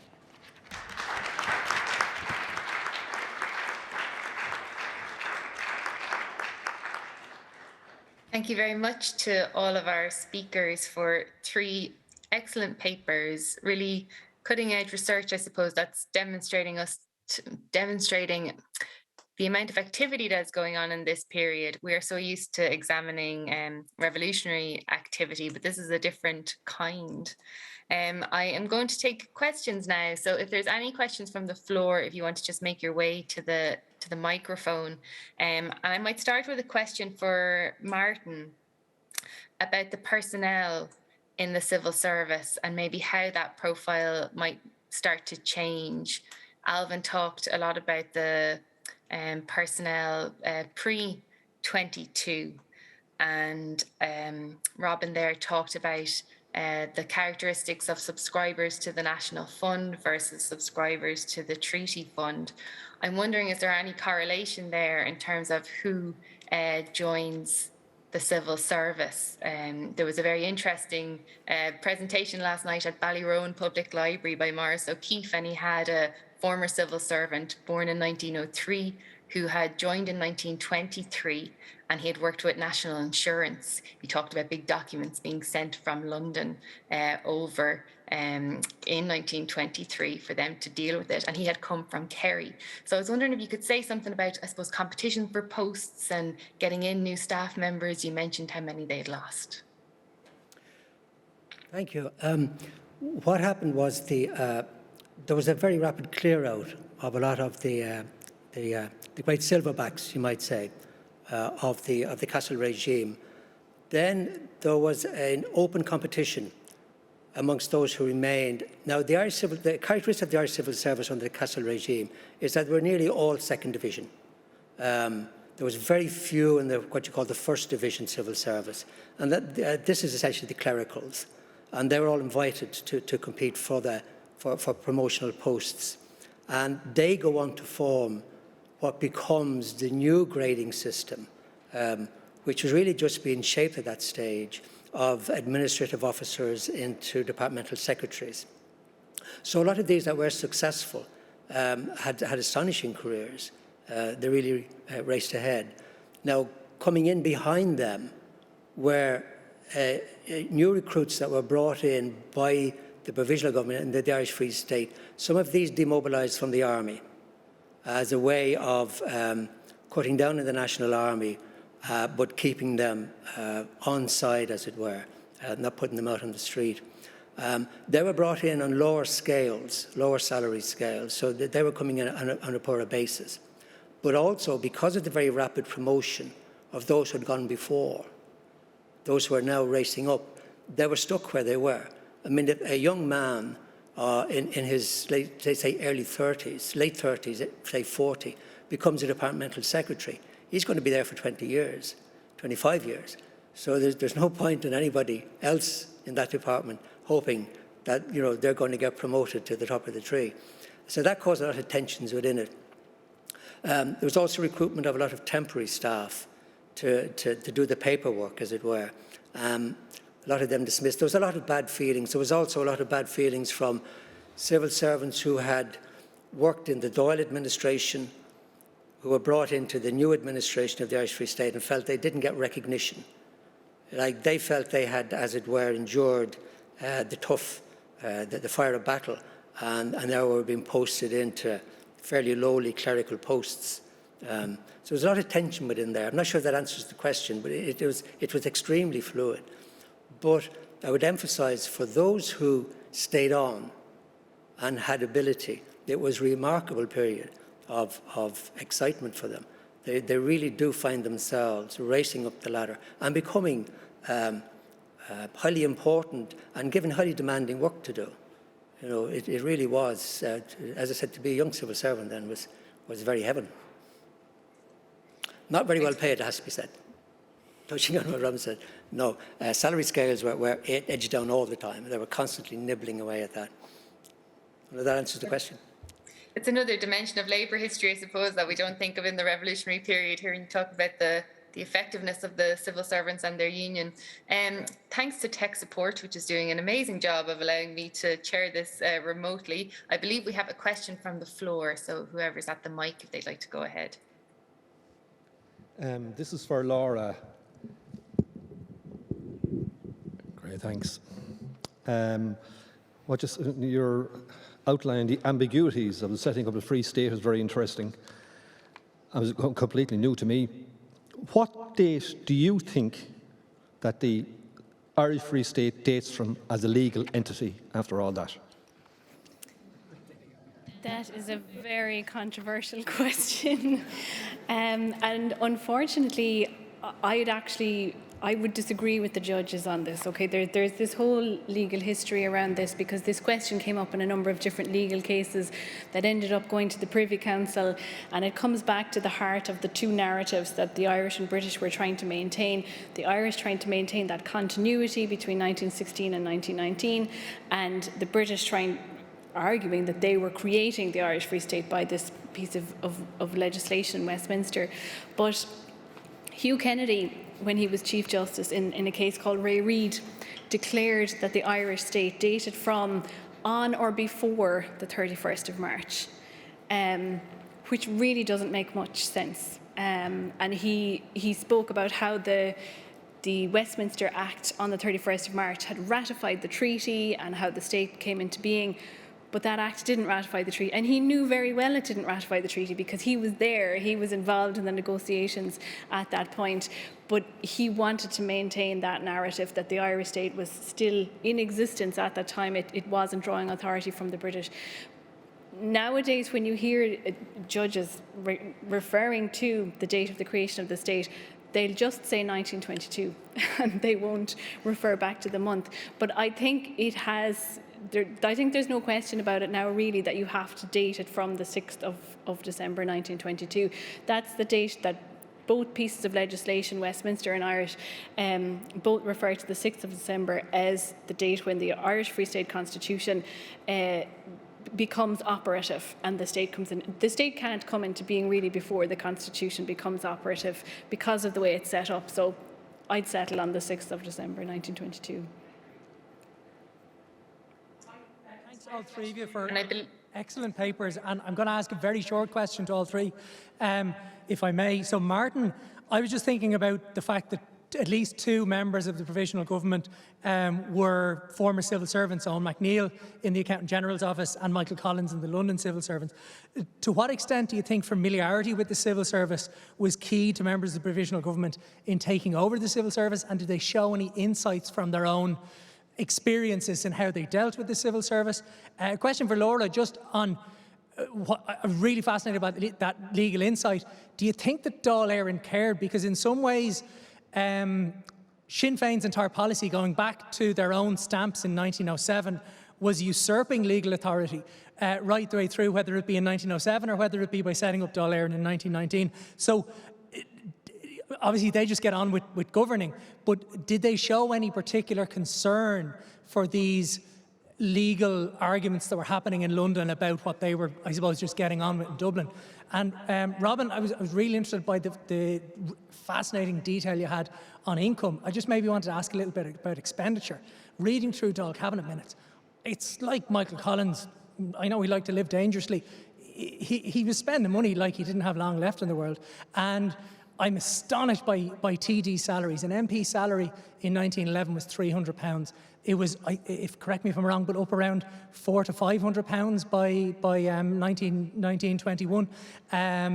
And the treaty liaison officers be paid £50 a week. So I did a quick sum based on the fact that the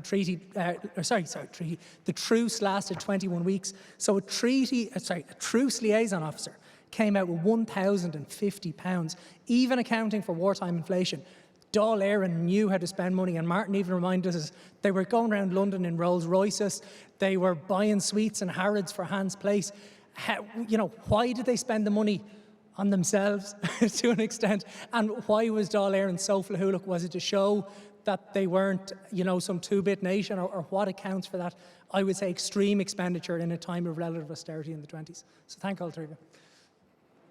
Okay, well, first, I think the point you made there, Conrad, Michael Collins had served in the civil service in London. He was very familiar with London. I think that was very important. He understood the importance of taking over the machinery of government, as he called it. And you see that in his contributions to the post-vote on the treaty, where he references what's happening across Europe. These failed states are beginning to emerge. And he emphasised we need to get control of the machinery of government. We need to do that.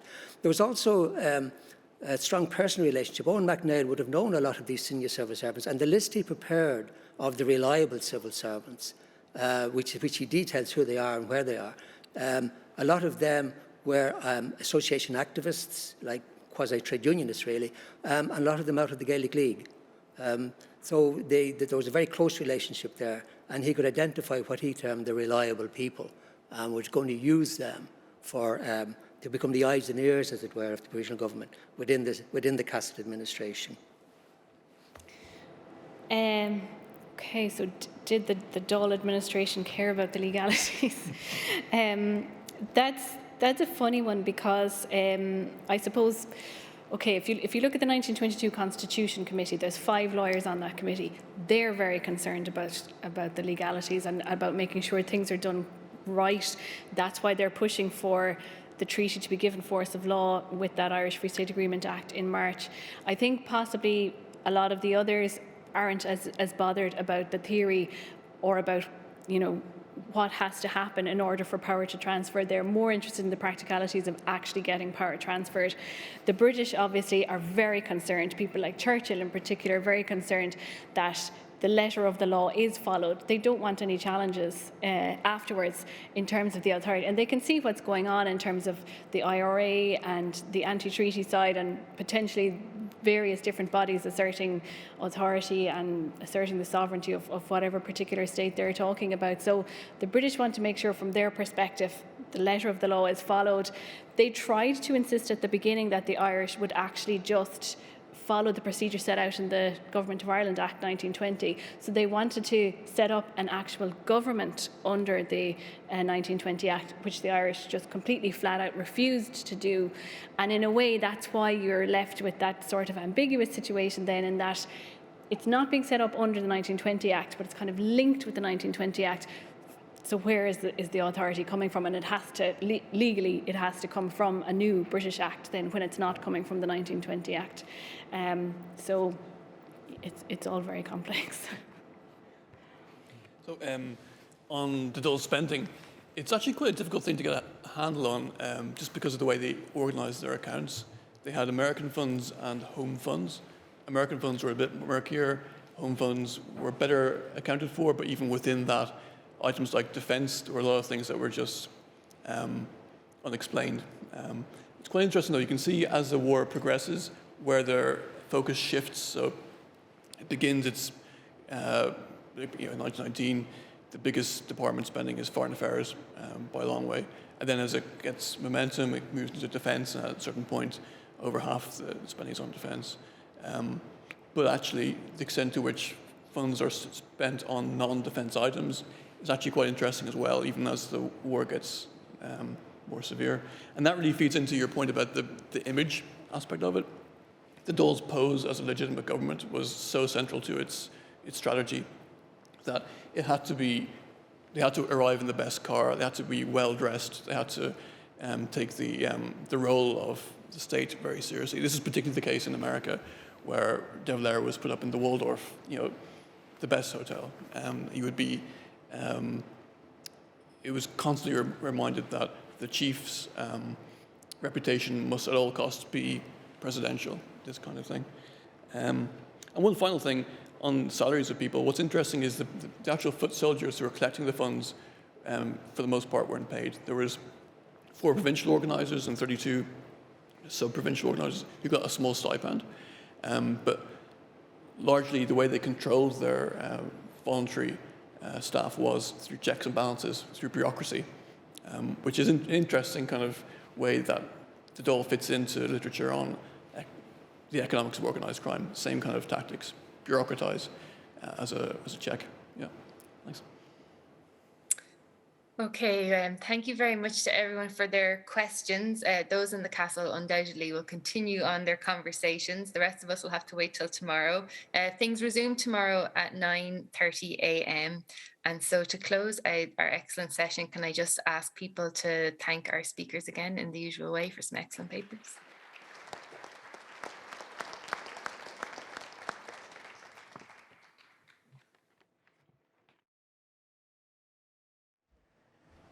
Yes, as Carol said, we'll reconvene at 9:30 in the morning. So I hope you have a lovely evening, and you can come back to us tomorrow and tune in again on Zoom and on live stream. So thank you very much, and thanks again.